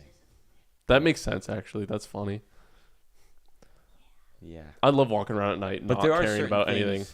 But there are certain things that dudes are attuned to being observant for, though. I'm more observant about myself. That's kind of how I've always rationalized it in my own mind. You're more Or observant on what? Sorry, I hear. Like myself, yourself. like where my, I don't know, Okay. like I'm very clumsy. I don't really care where my limbs are, but I feel like I watch myself. Oh, like If I'm in a public place, I'm okay. far more concerned about my own self and how I am so you're good at observing not only the presented atmosphere. but affecting others than I So am. you're good at observing the atmosphere. Then. I think Of so. the, yeah. I don't know. Do Yeah, I ever the read a room. room wrong? You guys think? Yeah. I mean, it's definitely happened, but Yeah, we all do it wrong. okay, cool. Yeah, you're usually pretty good about reading the room. Yeah. I try. Yeah. I try. Oh, one thing I thought would be cool to bring up. What? Go for it. I'm just laughing at my own Goofiness. Yeah. Yeah, I don't know. classic. One thing I think would be cool to bring up again is remember at the last Denny's we went to? Assuming this was the last time you went to Denny's. It was the last time when we were well, I talking actually about- went to apply. But I did not get food. Okay. Yeah. Okay. But when we were talking about, and it was mainly us two and then Abigail, but we were talking about accountability Okay. and how you were saying that it's best to just choose to be happy. Yeah, Yeah. I think it's a choice, dude. Yeah, I kind of wanted to explore that and talk about that. I thought that'd make good Yeah. conversation. Okay. Yeah. So Yeah. I think everything in your life is a choice, especially when it comes to attitude and accountability. It's literally all choice. Mhm. It's like take it. I believe it's, at least for me, I believe it's healthy for me to take it to an extreme because I've fallen into a victim mentality in the past and even become manipulative around it. That's kind of what ended my last relationship. My serious relationship. I still miss her, but shout out to you if you're listening. I'm not like that anymore. Cool. But basically it's like, especially because I grew up as that as my example of more of a victim mentality, right? Real quick question. Did she watch your simulated channel? Do you know? I don't know. Sorry. We were in a relationship when random I started it and it like took Random off and thought. everything. So she knows about it. Okay. If she does watch it, I'm sure she doesn't. I'm sure she doesn't. Anyway, sorry, what you're saying. Yeah. Anyway, go back to what you're saying. If anything, if she ever watched anything, it would be probably a podcast episode where she'd see like a thumbnail with my face and somebody maybe she knew from high school or something. Cool. Anyway. That's probably like the most likely. Yeah. But even then, probably not. That'd be crazy. I've never thought about that. About what were we talking about earlier? Or No, if she. oh, That's kind of that a weird question. thought. Yeah. I don't know how I feel Sorry. about that. Probably something you shouldn't dwell on. Yeah. Yeah, let's not dwell on it. That's my bad. Yeah. Sorry. I don't know. So- Yeah, I think it's maybe you guys disagree, but I think it's important to take responsibility even for your own Well, attitude, I which fully means it's agree. kind of a choice to do it. It's kind of it doesn't matter if it's not your fault, it's your own choice to still, be happy, I guess, for the lack of a better term, or maybe the lack of a better example. Okay. Yeah, it's all. Where like Okay, sorry. happiness is fleeting, joy is kind of a choice. Maybe that's it. Where it's not really a choice to be happy, but rather a choice to be joyful. Mm-hmm. Yeah, I think, and you probably agree, but joy and happiness are two different things. Yeah, absolutely. Yeah. You can be joyful in dark times, Oh yeah. but I would say you probably are not happy in dark times. You can be joyful, but I don't think you're necessarily happy. I think you can be happy even in dark times. Like if, in the past when I was sad, somebody made me laugh, I was happy in that moment. Sure. It's just happiness Sure. is fleeting. Sure. So when you're in dark times, it's probably harder to be happy. So when you say that you should, and correct me if I'm getting what you said wrong, but basically you were saying that like you can always choose to be happy, right? Is that what you're? Let me rephrase that too. You can Okay. always choose to be joyful. Okay. What made you Mhm. rephrase that? Just because happiness is more of a reaction, I feel like, than Sure. it is a choice. Okay. It's kind of just Yeah. I'm happy in the moment because I'm with my favorite person and they're making me laugh or something like that. Yeah. But as soon as they're gone, or let's say if they are doing something that annoys you, it's then a choice to be joyful in that and not let that affect you in a negative manner. And even if it does affect you in a negative manner, maybe you are annoyed or maybe you're getting frustrated. It's your choice to let that affect you, and show itself through your actions. So, and that I agree with you. So, like, if you are feeling frustration, what do you think is the best way to, like, are you saying you ignore it and you just move on and pretend it's not there, or are you saying you it's there, you deal with it, but you don't let it inflict upon your actions? I think those are two different takes. Does that make sense? Yeah. I think there's definitely two ways of doing it. Kind of depends on the situation. If it's something that annoys you, but sometimes it might be healthier to confront it, whether that be another person doing something that annoys you, like especially living with other men. Mm-hmm. There's definitely things where it's good when we are like, hey, I don't appreciate when you do this. Yeah. And then, it's Good. Yeah. But then there's other times where maybe it's not worth confrontation. I don't know a good example of that. I don't know. Maybe like some road rage or something like that. Like I never really confront people on that. Maybe whenever if- they're like, getting Maybe mad if- at somebody because they just got cut off, and it's like, Sure. I personally try my best not to get mad or have any road rage, you know? Or let's say Bob is like, every time you sit down with Bob, he farts and it's just really smelly. Yeah. You're like, dude, that annoys me, but it's not like big enough that you really need to talk about it. Right? Yeah, Is that what you're saying? I don't need to, Yeah. you know, that's more of my own problem of, you know, Yeah. not like letting go, I guess, Yeah. if that makes sense. Like, it Yeah. doesn't really matter in the grand scheme of things. Yeah.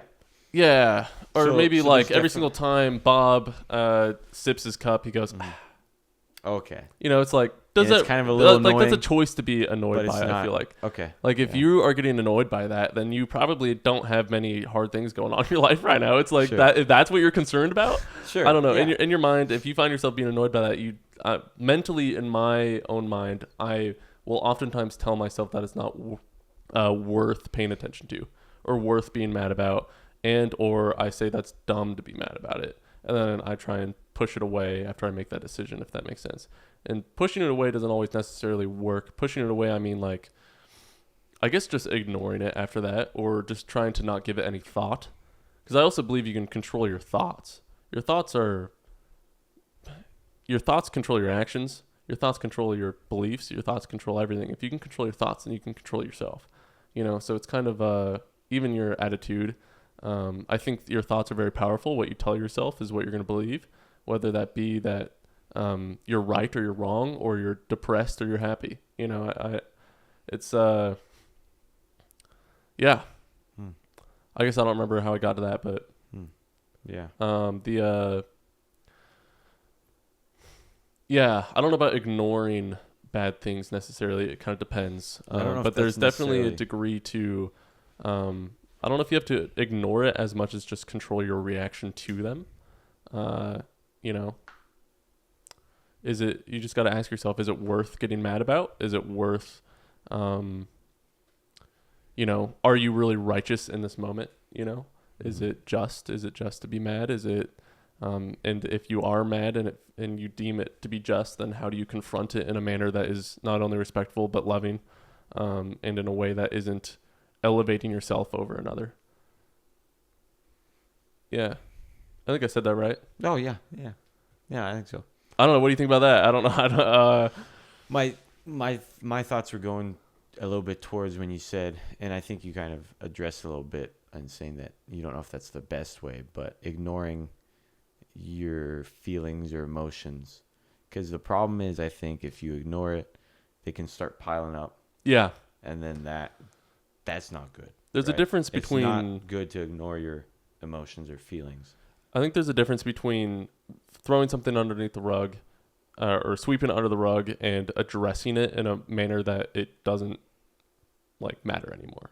I guess, like, you can leave it out and it no longer bugs you. You know, because you address it in your mind of that's not worth getting bugged about. So it's not necessarily sweeping it under the rug. There's a way to do it in a manner that it's not going to bug you anymore. Or even if it does, then you just have to, I don't know, it's a daily battle, you know? So like let's say if you and I had an interaction and I said something that really upset you, would you think about it and be like, Depends on what it is. okay, If you point at my head and scream bald, it's like I can get mad about that. Like, that's definitely something that I can be self-conscious over and or get annoyed by, especially if it's all the time. But, you know, or I could make the choice of like, it is pretty funny. I'm bald right now. And I think that's funny. yeah, I don't yeah, know. It's yeah, I don't know. Maybe that's not the best example, but it's like, it's funny.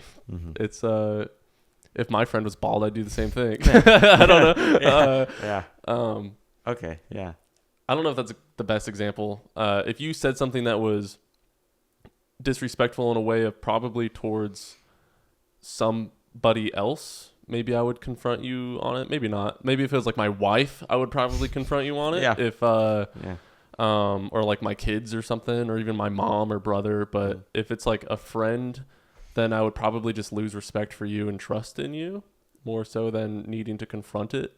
Kind of depends. So would you confront it at all?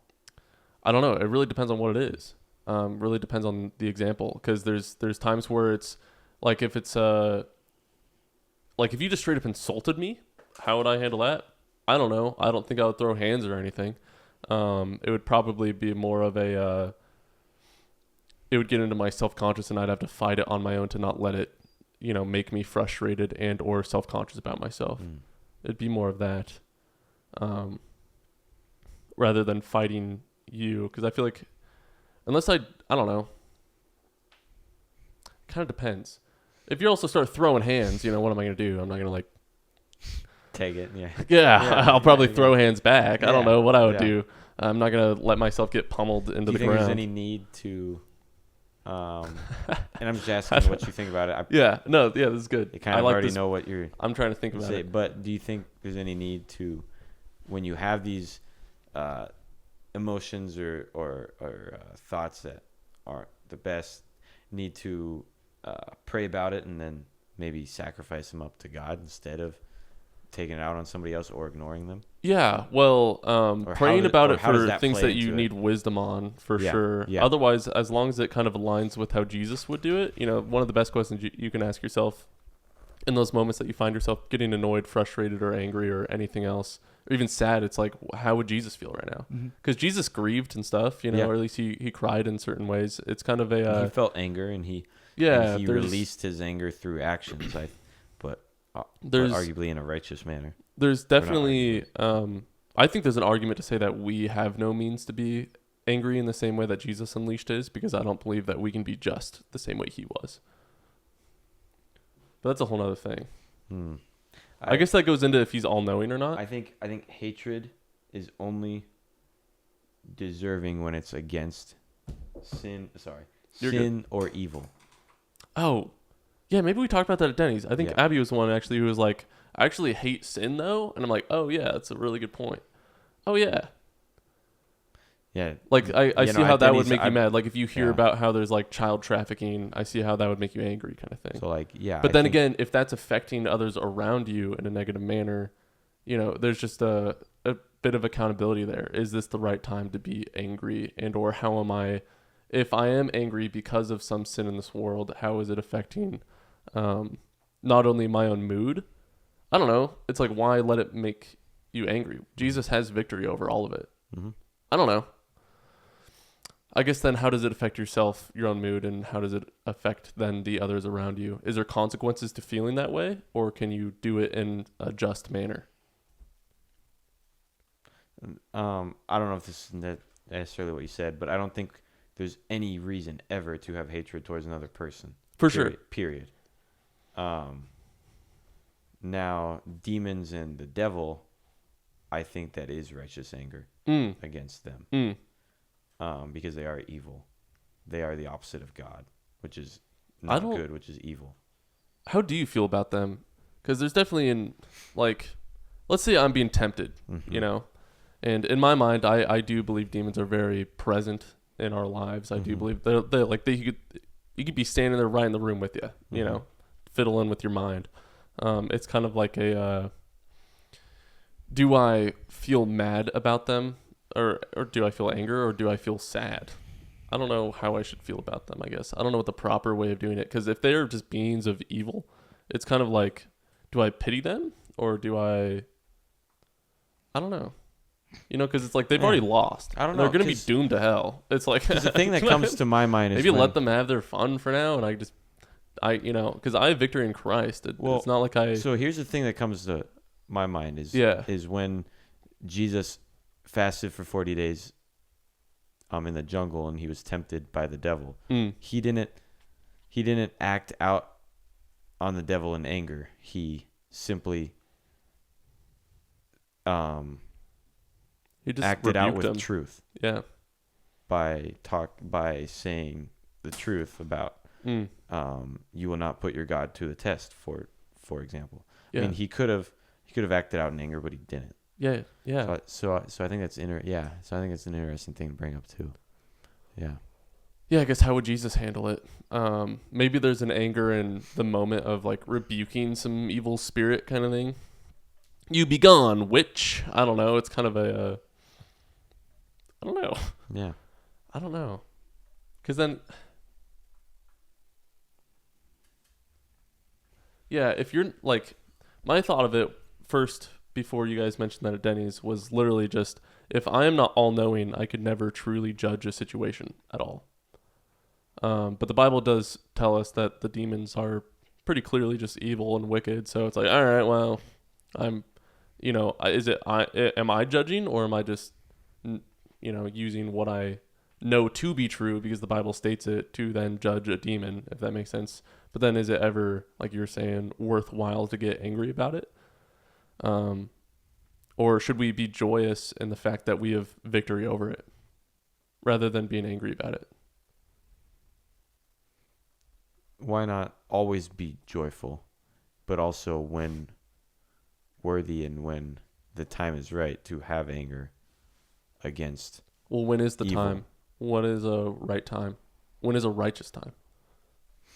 I mean, Jesus portrayed a righteous time being when he,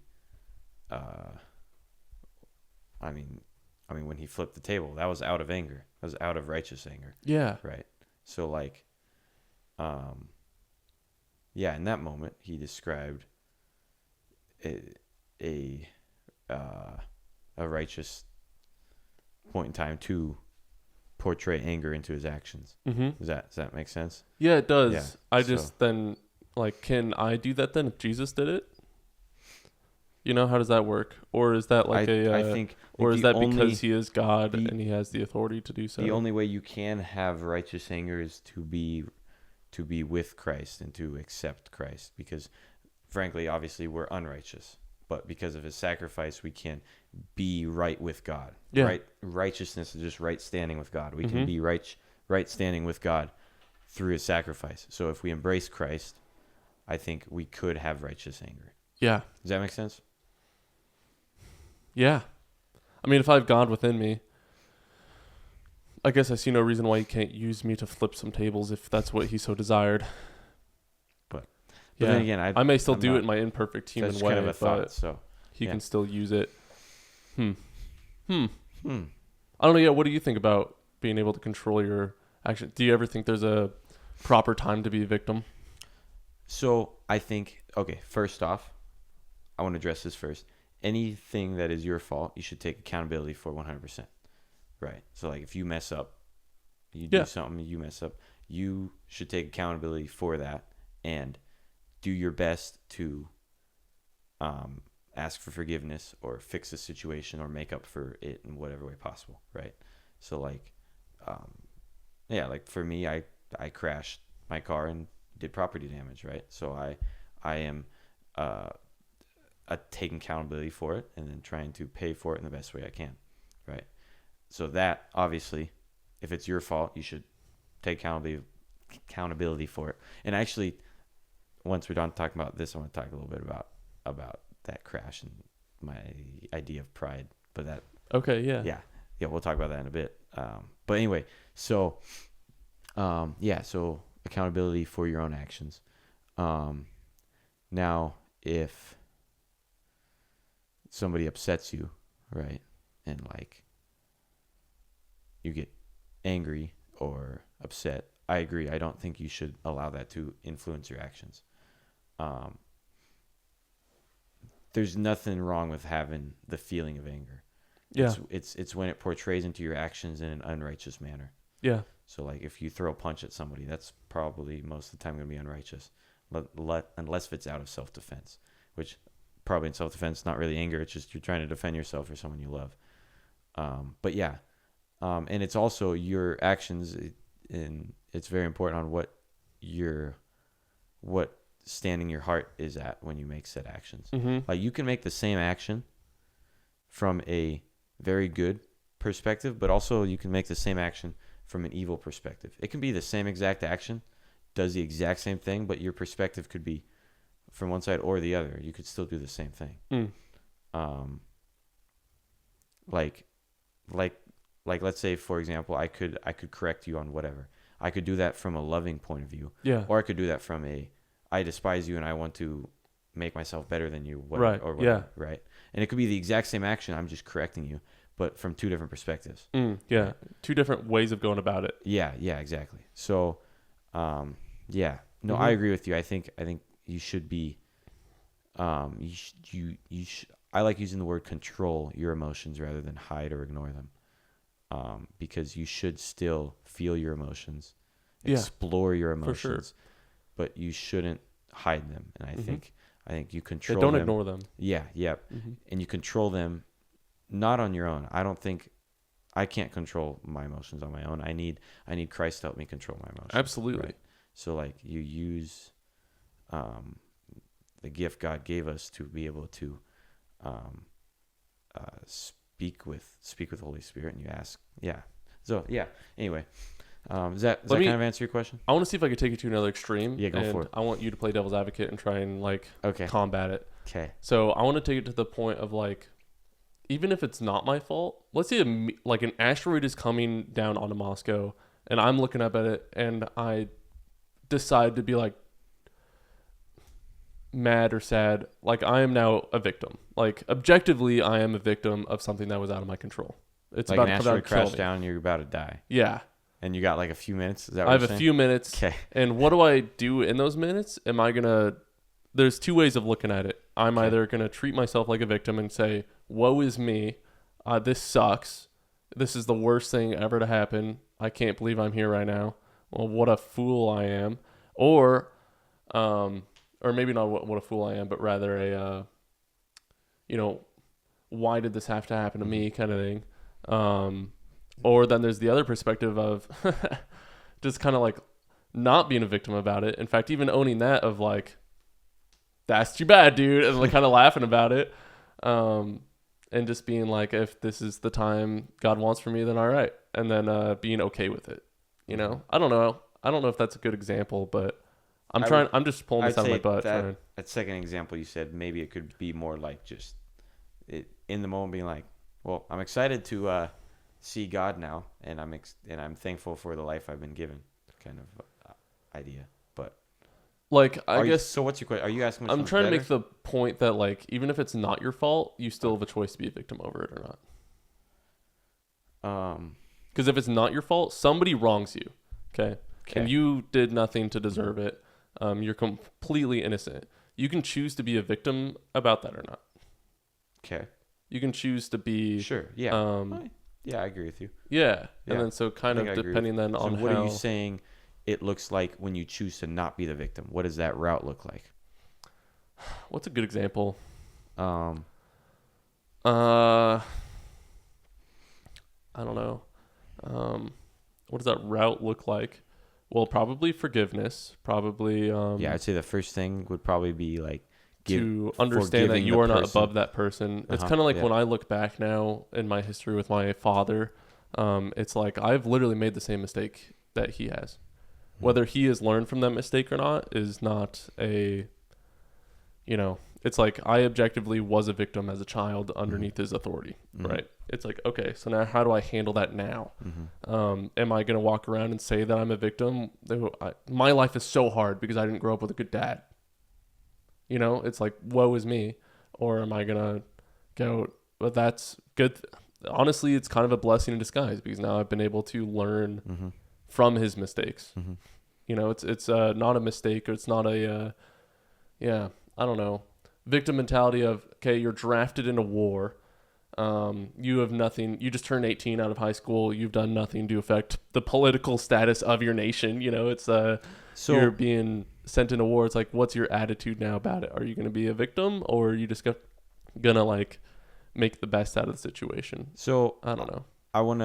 I think so there's being a victim about it, and I think what that looks like is really any action or bad thing that might happen. You kind of just let it control you in a way that you just prevent yourself from moving on. And I think what you're trying to say is the opposite of being a victim, is simply just moving on and accepting what happened. Yeah. Like, this sucks. It does suck. But there's a takeaway from every event. Yeah. So you observe and you discover that takeaway, and you grow from it. You learn. If you messed up, you learn. If someone affected you, you learn from maybe their mistake or how you handled it, and maybe you could have handled it a little better. So then you learn on what you should have done. Yeah. Just observe that takeaway, take it, and move on. I don't think there's necessarily anything great about it. It's just, I think that's just what we ought to do. You know what I'm saying? Yeah. Yeah. And I guess this would tie a little bit into what I was saying about the car, the crash I had, right? So, I've talked about this a little bit with a few people, but I didn't really know how much pride I had in my driving skills. I never really understood how much pride I put in that. I mean, you did get us stuck in a farm field, but no, I was equally as that was dumb responsible decision making. for that, That's not skills on the road. Okay, That's yeah, different. sorry. I'm talking skills on the road. Yeah. Okay. Right. So, and also that was a group effort, Joe. Yeah, You it don't was. put It us was. on- Yeah.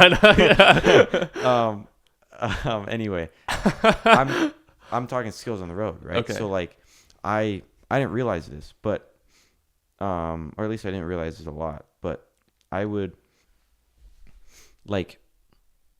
I very much had a lot of pride in my skills. I thought I was a great driver. Yeah. I mean, I'm probably a fair, decent driver, whatever. Yeah, sure. The government gave you a license. Yeah. But like, as in like, You passed the test. whenever somebody, and people really never did, but if anybody ever Made a mistake on the insulted road. my driving, I very much was Oh. affected by it a lot. And I very much wanted to make it clear that people knew I was a pretty good driver. So like, when I had this accident, this was all my fault, right? Yeah, Completely. for sure. There's no other reason it wasn't my fault. No snow on the road. No nothing. Yeah. I mean, I could say that the road was poorly built, or I was Yeah, or dude. speed limit's That's too what high, victims do, or bro. whatever. And that's what I did for the first little bit. In my head, I was like, that road's just stupid. The speed limit was too high. That's dumb. But Yeah. and it really affected me because when when all of our friends started to find out about it, they're like, oh, Cody crashed. He did bad, blah, blah, whatever. And then I just kind of started thinking about it a lot and realized that, like, no matter how much I try my best, even if it's the forefront of my of my intentions to succeed to myself, I will always fail. Yeah. No matter how much I try, I could make that my number one goal to succeed to myself. I will fail. Right? And it doesn't matter how much pride I put in my own skills. I will always fail. And I will let myself down. Now, if my pride is in something that's stable and goated, so if my pride is in God, right, I don't have to worry about failing because I honestly don't lose anything because my pride's in Him and not me. Right.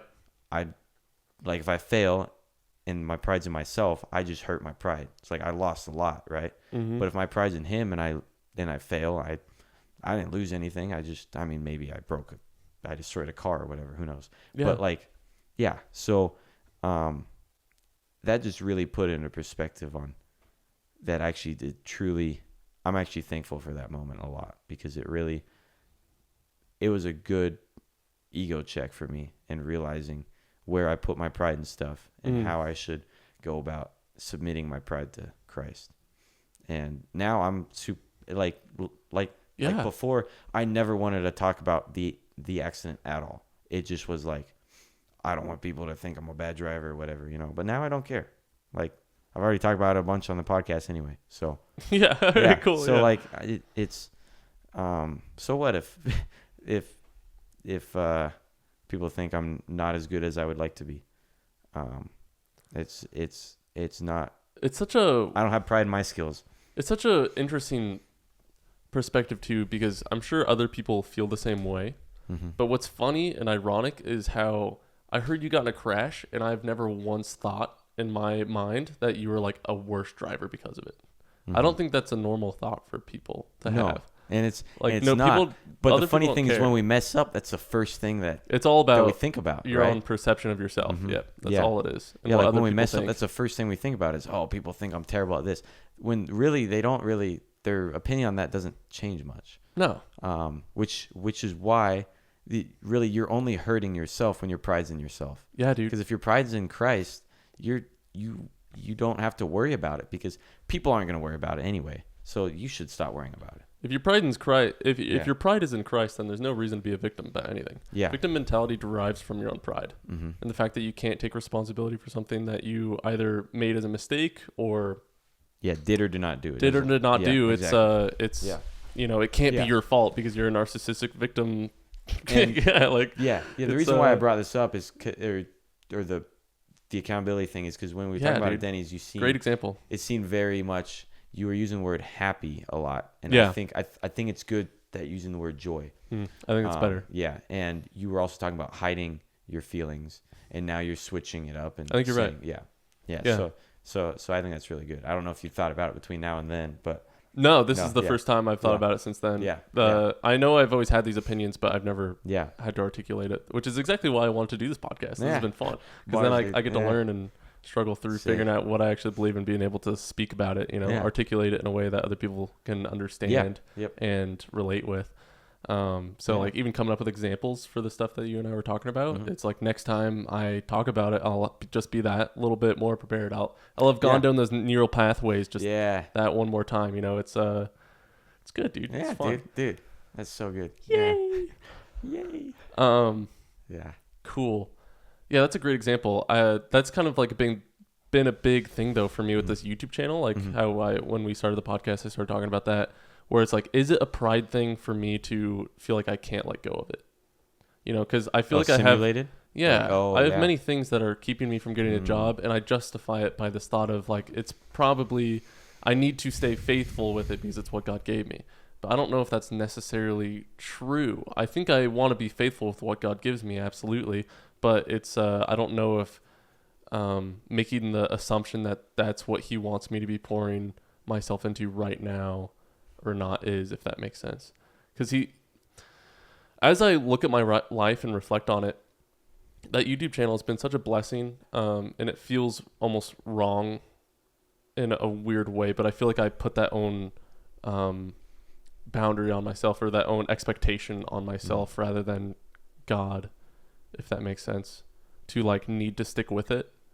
I don't feel like that's God saying you need to stick with this because I gave it to you. It's more of a it may have served its purpose to get me to now. I needed the YouTube experience, or I don't know, because I still believe very confidently that this podcast is what he kind of led me into. Oh yeah. And I think it's super cool. I think so too. Yeah. Super cool. Yeah. And I think YouTube and Chi Alpha and everything ending up here, everything just kind of points exactly where I need to be. And I don't know if that channel is necessarily part of his plan or not. I don't know. Is God's plan for us supposed to be as dreadful as I feel that YouTube channel to be? I don't know. Because that could be my own ego even getting in the way. I don't know. I've been trying to figure that out now for a long time. And this is the first time I'm just like, yeah, I'm going to get a job. Like, I think it's time to try something else. We'll see if I end up getting it or not. If yes or no, I'm assuming it's a God thing. Whether that means that it's a job or not that I need, I don't know. All I know is right now, because of my lack of effort into that specific channel, which I don't even know if that's true. I've put a lot of effort into it. I don't know. I've put less time into it, that's for sure. Which I don't know if is necessarily a direct like lack of effort necessarily. Yeah. Yeah, I don't know. I need to pray about it. I need to keep praying about it. Have you been praying about it? Yes. Good. It's been confusing. Yeah. I don't feel like I have the wisdom to understand my position, if that makes sense. Yeah. It's kind of a weird little limbo space. Here's a thought I had in relation to simulate, if you don't mind. Yeah. What you're talking about. So I don't know if this will help your decision making or your conflict here, but it's just a thought I had when you were talking. I think ultimately we are called to disciple and to reach people and to proclaim the gospel, right? Yeah. So in this fork in the road. So with this fork in the road, you have of a decision, right? Mm-hmm. Do I drop it or do I keep it? Which path do you think would glorify God more? Yeah, exactly. And by that I mean, maybe this would look like, and it can look like multiple things, but maybe one of the things might look like is reaching more people, right? Yeah. Are you reaching people with simulated? No. I think if anything, or is there any sort of glorifying of God with simulated? You know what I'm saying? I think there's glorifying God in the sense of just being like my idea. Well, like what I mean by when I say I want to be faithful with it, Yeah. is basically just not. It's like I struggled with a long time. I think with pride in my channel when it came to I didn't want to do World Box anymore. So there was a good like year and a half, 2 years of just trying to escape World Box, and every single idea that I tried that wasn't World Box just tanked my channel. And that was either ignorance of how YouTube worked or the lack of being content with what God has given me in the sense of a channel that worked. You know, it's kind of, I felt like I was trying to take it into my own control rather than just being blessed and being content and even choosing to be joyful with what God has given me. Which is a wonderful job. You know, it's fun to play World Box and make videos on it. It's or at least when I choose to see it as that, right? I don't know. It's kind of a so then being faithful with it, it was last summer, July 24th, I gave my life to Christ. Then that December, I was having these revelations of like, wow, my YouTube channel, I've done all these things that I feel like kind of went against God with it. Not necessarily like going, like making content that disserved God or anything, but rather just my own attitude about it and my own perceived control over it. So I made a video proclaiming my love for Jesus Christ and kind of shared my testimony. And that was like one of the last videos I posted. And ever since then, it's kind of been a weird... After that, I posted consistently, choosing to be content with, just the World Box channel as I had it, even though I didn't enjoy necessarily making the videos. And, my income went back to normal and everything like that. But then all of a sudden, I stopped posting again, focused much more on... You can come in, bro. This is another thought. So I was thinking, at least us three, we've all had like our like main thing we've been thinking about. Yours is like accountability, kind of happiness kind of stuff, right? Joy and all that. Mine's pride, and hers is anger. Oh, yeah. Cool. We've all had our like hyperfixation. Yeah. Thought, Like so I thought that's kind of our cool. kind of like life is kind of, I don't know, maybe our lessons have kind of circulated around. At least that's kind of how... Mine has been circulated around pride. Cool, dude. I've that's had a lot of ego checks. Yeah, I've never been too prideful. Writing gives you a lot That's of so ego not checks. true, but there is a reason why I say that. Writing gives you a lot of ego checks because like you do something and you screw it up and you're like, dang, I thought I was better than that.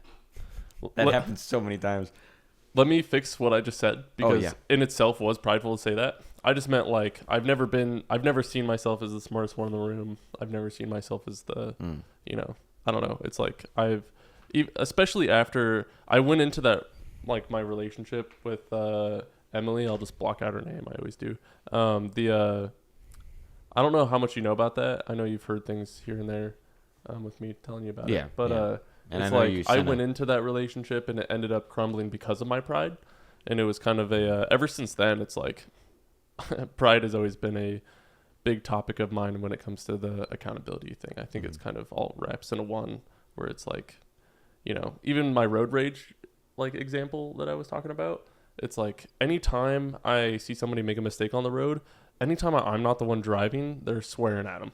And it's like whenever I see it happen, it's like I have made so many mistakes on the road. I have almost died so many times. I'm no better than that person. I don't know. It's kind of like so maybe I just haven't struggled with it as much. Yeah. But even in saying that, it feels prideful to say that. So I don't know. That's kind of like a catch-22 or paradox. Maybe I just dug my own hole. I don't know. We'll see. Okay. Yeah. What do you think about that?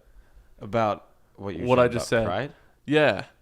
Do you think maybe I'm being prideful right now? Like, I mean, I don't know. I don't think so. I think I'm just talking on my butt right now. No, I think like when you call out somebody, and I'm not saying you did, but if you call out somebody else's pride, there's probably 1,000 things you're prideful for every one you call out somebody. Just so like, true. Yeah. So like, and it just goes along with judging. You know, it's a judgment to call out somebody's pride. So, and I'm not saying do, but I don't disagree with what you're saying. I think, yeah. Yeah, I just don't like saying it. Saying that. You know what? I really don't like everything I just said. Not because I disagree with it, but because I don't think you don't have to put it in the video. You can cut it out. Well, yeah, I'll leave it in. Okay, you know, I don't like to. I think that was a very genuine moment of making, it's just saying something that doesn't need to be said. Oh, sure. I feel like that's what I feel about it. It just doesn't need to be said. It's not something that needs to be voiced or even thought of. So the question is, why did you say it? If you don't mind me asking. Like, I don't know. Okay. Yeah, I don't know. Sure. I think I was just, maybe it was pride. You talked about the three things. Uh-huh. And then I was like trying to reflect, like, I wonder why that's not my thing. You know? I don't know. It's like the whole accountability thing. Question. This is going to change the topic I get. When you think of the phrase slow to speak, what do you think of? Like, what's that thought? I think of myself because I've always been pretty slow to speak, I feel like. It kind of depends on what I talk about. I feel like for a lot of this podcast, I've been speaking pretty fast, but that's more abnormal. I don't know. Slow to speak. I think then there's the other side of it where it's like you want to be slow to speak because you want to think about what you have to say beforehand. I feel like my brain is just always run on the slower end, so it's usually... I think to add on to that, think about what you're going to say in addition to, more importantly, actually. Yeah. Registering and thinking about what someone else is saying, too. I think that's the main drive for being slow to speak, personally. And secondarily would be thinking about and, I guess, double-checking what you're going to say before you speak. Yeah. I don't know. Sorry, it's just a thought I had. I was just thinking about that. No, yeah, that's super good. Yeah. I definitely took that in my own little way, but it's because I don't like that thought. It's one of those thoughts that I have actually been trying to take control of in the sense of not having it, where I belittle myself in that way whenever I fail to articulate something in the manner that I wanted to, or stutter or something like that. I don't know. It's been something that I've been trying to... I used to tell myself that I was really bad at talking, and How therefore so? I would stutter, or I would say half of a sentence and then not know how to finish it. I don't know how that makes sense to people who haven't experienced that, but I would know what I wanted to say, but not know how to say it. Even though whenever I wasn't telling myself that, or around the people that I kind of subconsciously labeled as somebody that I found difficult to speak around for whatever reason, it would be... if I wasn't around either those people or thinking of that, then my speech kind of went back to normal. Because there was a time before then where I never even thought about how I talked, and I spoke at a normal pace manner. I was able to finish my sentences without thinking too hard about it. But then I feel like I kind of obsessed over it in a way that kind of negated just using your natural brain to speak whatever you wanted to speak. I kind of overthought it, I feel like, and over fixated on it, which then made me insecure about it. And through that then was just a downward spiral of convincing myself that I didn't know how to talk. And it only got better when I came to that conclusion of that being the problem, and trying to make sure that I don't tell myself that. So when you said, what do you think about, or what does it mean to be slow to speak, it's like, that's a huge theme for like anger and all that jazz. But my brain immediately went to more of a, I've always saw myself as slow to talk. And it's been a major insecurity in my life for the past since you think it's high a bad school. thing? No, I think it's a great thing in the way that you're looking at it. Okay. I think it's a bad thing in the way I'm looking at it, where I'm belittling myself because I didn't know how to speak fast. So I know I can definitely relate to you on stuttering, and because I used to have a stutter. I used to have a big stutter. Yeah. I don't know if my stuttering was exactly necessarily what we consider stuttering. I meant more of like I would say 2 words in a sentence, then I couldn't get out the next half. Then Like when you I did get out the physically next couldn't. half, then I couldn't get out the last bit. You know, it was kind of like a long spaces in between each sentence that I said, where then people would want to fill in for me. And it wasn't fun. Which then made So, like, you myself go like, physically- I can't do this. And when I told myself I can't, then I kind of began to lose the confidence that I was able to speak in a normal manner. Even though I don't think I ever actually had like a brain. Like, I feel like, I don't know. What? I was gonna Yeah. say, so like you physically couldn't speak, right? So like you know the word you want to say, but you physically can't speak it. Is that what you're talking about? I think I would panic. Okay, so it was more out of nervousness. I don't think I knew the words, even though I okay. knew what I Okay. wanted to say. I don't know how that makes sense. I Okay. knew what I wanted to say when I started saying them, and then I was no longer halfway into the sentence, if not sooner. I didn't know how to say it anymore, and then I forgot what I wanted to say. So it just kind of was a downward spiral of, So I don't know. So if I may, so like I said, I had a stutter. It's mostly gone now. What's up? No, Oh. you finish what you're gonna say. Oh, okay. I just okay. Change So the topic. Oh, no, a great example of what I'm talking about Yeah. is actually probably episode 0, where I was feeling that same thing. I was telling myself that. Where like you know it's what you kind want to say, but you don't know how to say it word wise. well, like anytime I opened my mouth there, I Yeah. forgot how to speak all of a sudden, and I okay. wasn't able to continue the conversation in a way that progressed us forward. I didn't know how to do it, Sure. and I Yeah. just kind of got in my own head, even in episode 0. Yeah. So you kind of witnessed it, and that used to happen a lot in a more even extreme, or not even like in a place where I had pressure to perform, but rather just I think it was just a remnant of what it used to be, even just in a normal conversation. Mm-hmm. And then so I would I'd kind of feel like I'm dumb because of it. It was a big thing back in high school for me. Yeah. Yeah. But then there was certain people where it just didn't happen. Yeah. Yep. Like usually Yeah, I my know family exactly or what my you're talking brothers, about. I just Yep. didn't have that problem. People you're really comfortable around usually. Yep. And I didn't have to worry about. I think a lot of it did come from my own desire to be, or to appear as smart. And I would kind of get in my own head when I stuttered or something like that. And it Question. just made a downward spiral. When Then I you would consider sing myself along dumb. to a song, would that ever happen? No. Yep. I mean, it wouldn't happen on my own or with my brothers or anything. Yep, It wouldn't yep. happen with. It was just a big mental Yep. block. So like I said earlier, I had a stutter, and it kind of fell off as I went into high school, and then as I completed high school, it was gone. But as my stutter fell out, I ended up picking up a actual slow to speak speech impediment. Right. So like that's literally, it's kind of similar to a stutter. It's like you want to say a word, you know the word you want to say, but physically it won't come out. Like you could try and nothing will come out. So then what that caused me to have to do is I have to have like multiple synonyms like at the ready. See, like what was that? That was slow to speak. So Yeah. that pause. See, like, that was me physically not being able to speak.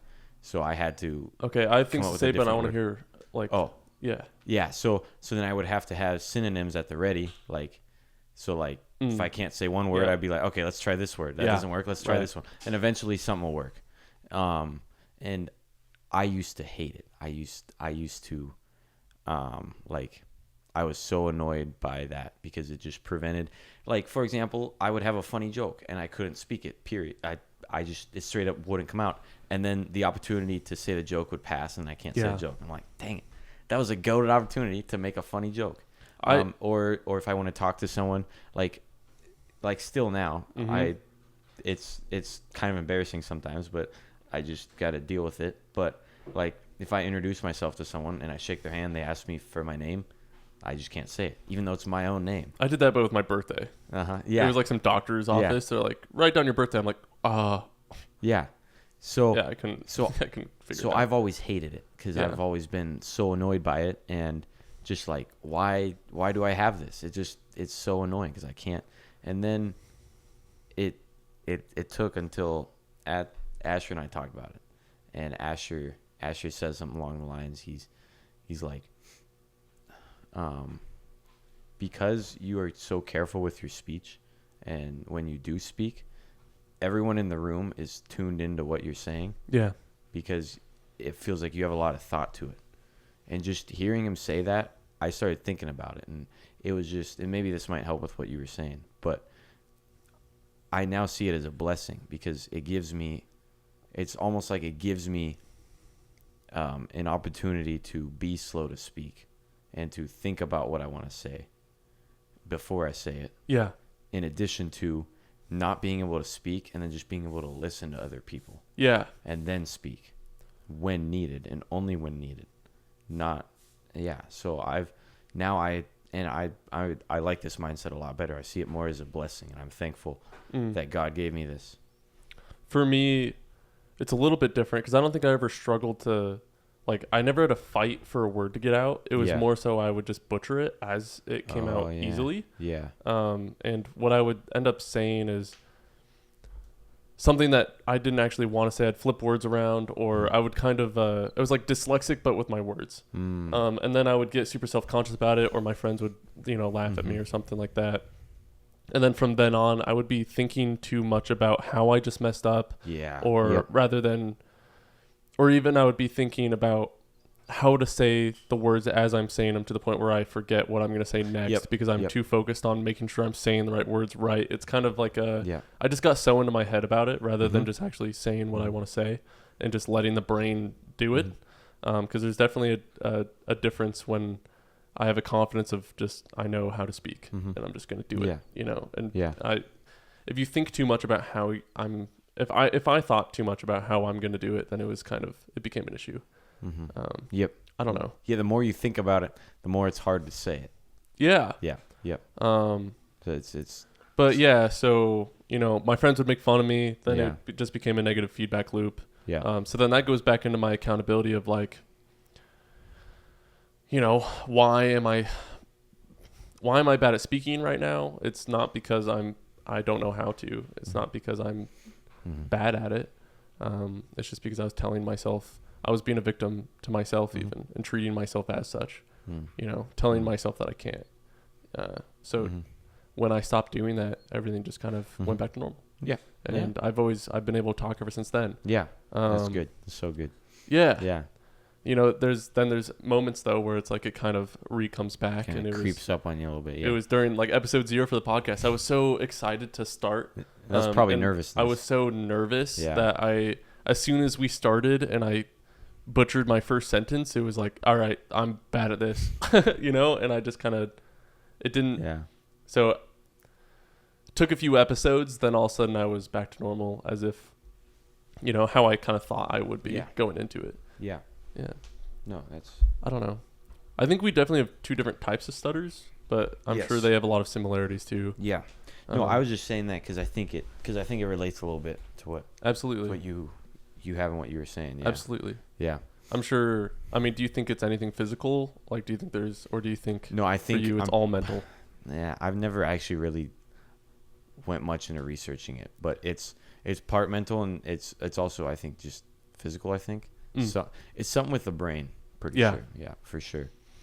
Yeah, but I'm not very. Well, as far as I'm concerned, I have never, devalued anything you've had to say. So, cool. Even if you're stuttering for like a brief moment, you've gotten really good at it. Thanks, Joe. Yeah, I appreciate it, dog. Yeah, I never maybe at episode 0, but I never really noticed your coming stuff to at all. Chi Alpha. I was kind of through that.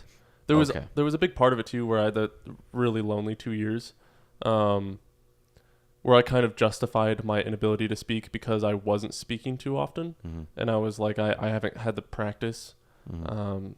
There was little negative feedback loops that I kind of put myself into and I justified my own lack of skill, if that makes sense, my own inability to do so.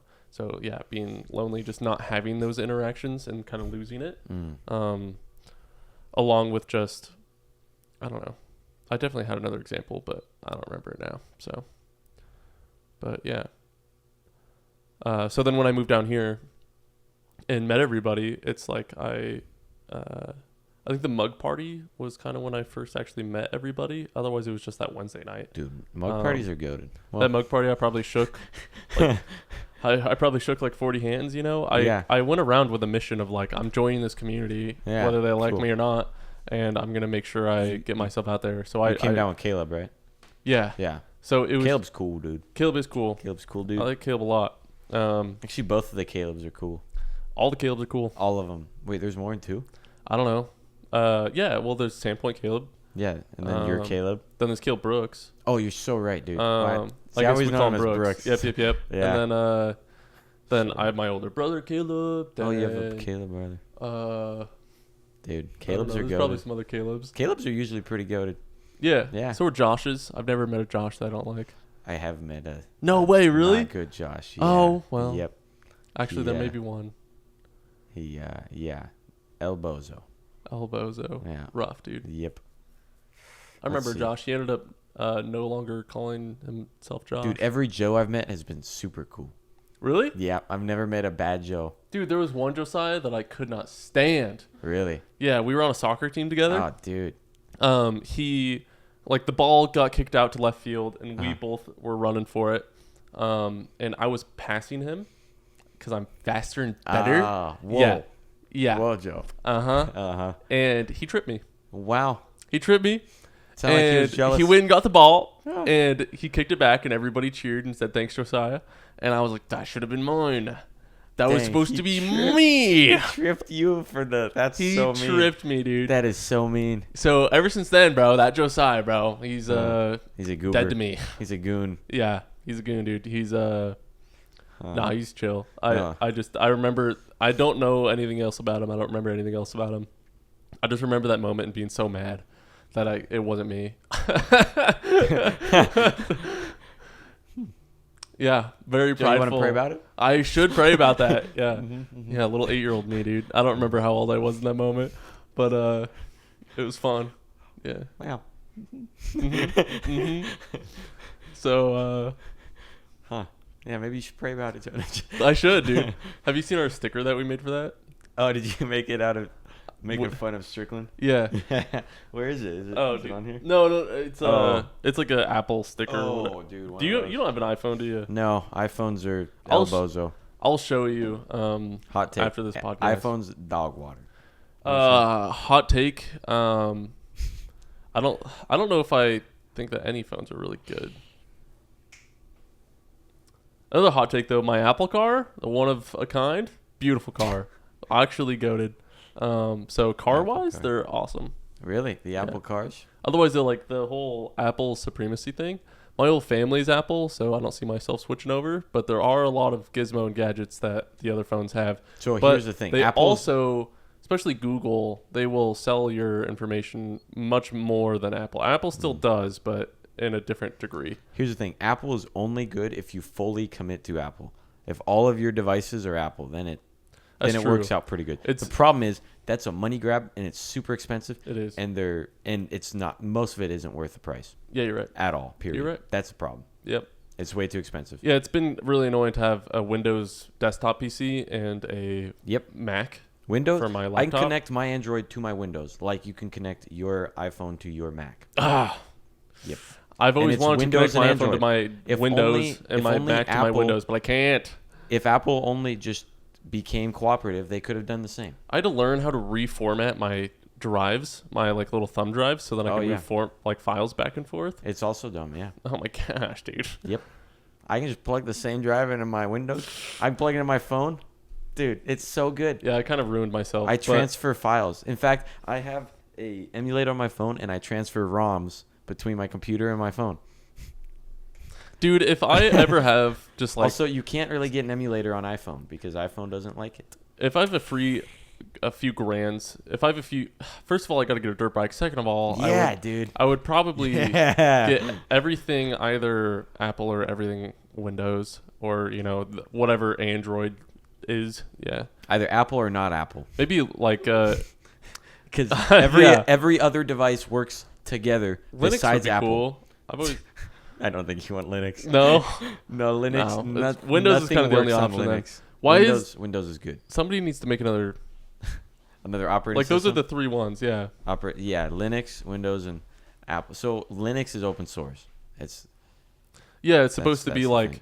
Windows is for the average consumer, Apple is for the tech.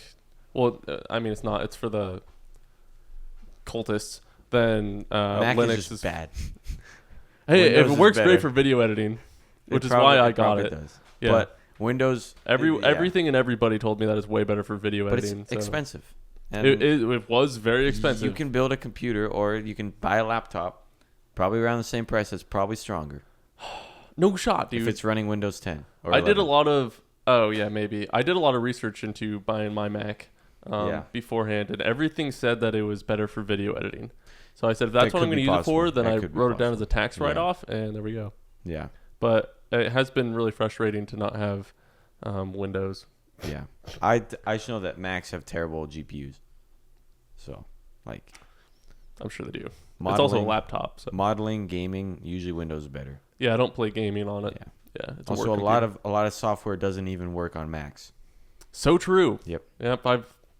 It's been quite But everything works on Windows. Everything does, dude. Saying. Everything does. Just saying. It's kind of the standard.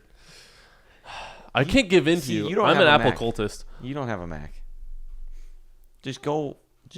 No. Mac is. Do you like Apple? I like my phone. I don't like his phone. Amen. Why don't you like the? Well, it's because you grew up on Apple. I grew up on Android, so you're Yeah. not gonna like the opposite. Well, I grew up on Android. See, I had an obviously Android I'm tablet. biased, so I had an Android tablet. It had all the cool Dude. gizmos and gadgets. Yeah, My goated. first phone was Android. It was an HTC. I had this terrible Whatever that Android is. tablet. So old, ancient, Yeah. but it was goated. I brought my DSi with me to the last dude. time I went to the iSub, so I can give it to you I if got I a found you. 3DS emulator on my phone now. I know, but I think last time we were talking about Yeah. it, you said that it would be it's. I'll give it to you. Oh, dude, sick. Yeah, take it. Yeah, I need to give it find back to time me when you're done. But Yeah, I I have need to- Phantom Hourglass and Spirit Tracks on I there. need to find so- time to play them. That's a problem. I don't have time. Well, feel free to. Dude, we didn't light Take the it to- candle. No, I didn't. I couldn't fight the lighter. Bummer, dude. I guess we could probably close up. Yeah, You guys should do thumbnail faces. What I think What do we do for that? like crazy YouTube you thumbnails. should do one of your 2 main faces. Which one? Yeah, that's a good one. Do Okay, that. you want me to do that one? You have to look at the Wait, do I look at the camera? Yeah. Sure, that's good. Or do we throw our hands up? Oh, stop. Please stop. There we go. What's your? That's the thumbnail. Okay, See, we gotta give you options, Joe. Thank you. Yeah. Yeah, you're welcome. Yeah. Final remarks. I enjoyed the conversation. I don't. Anything to the viewers? Joe should get a dirt bike. Dude, Joe, you should get a dirt bike. Donate so I can get a dirt bike. Yep. Joe should get Just a leave dirt my bike videos on. and Get the algorithm to like it. So that I can mechanical get a dirt engineering's bike. goated. Rehabilitation, goated. Exoskeletons, also goated. I'm very biased. Yeah, don't get an iPhone. I don't know. What else do you want me to say? No, Okay, it's cool. not about what I want you to say. It's about what you want to say. Bars. All right, cool. Cut. What's up, guys? Subscribe.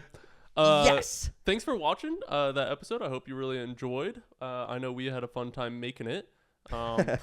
Please, if you really want to support us on Patreon, you will be getting the episodes a week ahead of time. So it's definitely worthwhile, or not. Just support us, just support us, please. We need money. You guys can find us on all the podcast platforms, hopefully, by this point. You will. You will. You will. So Spotify, Apple, All of them. I guess YouTube, but not really, And YouTube. And YouTube. So find us there. Enjoy it. And if you don't, I will find you. He found me. Yeah. Amen.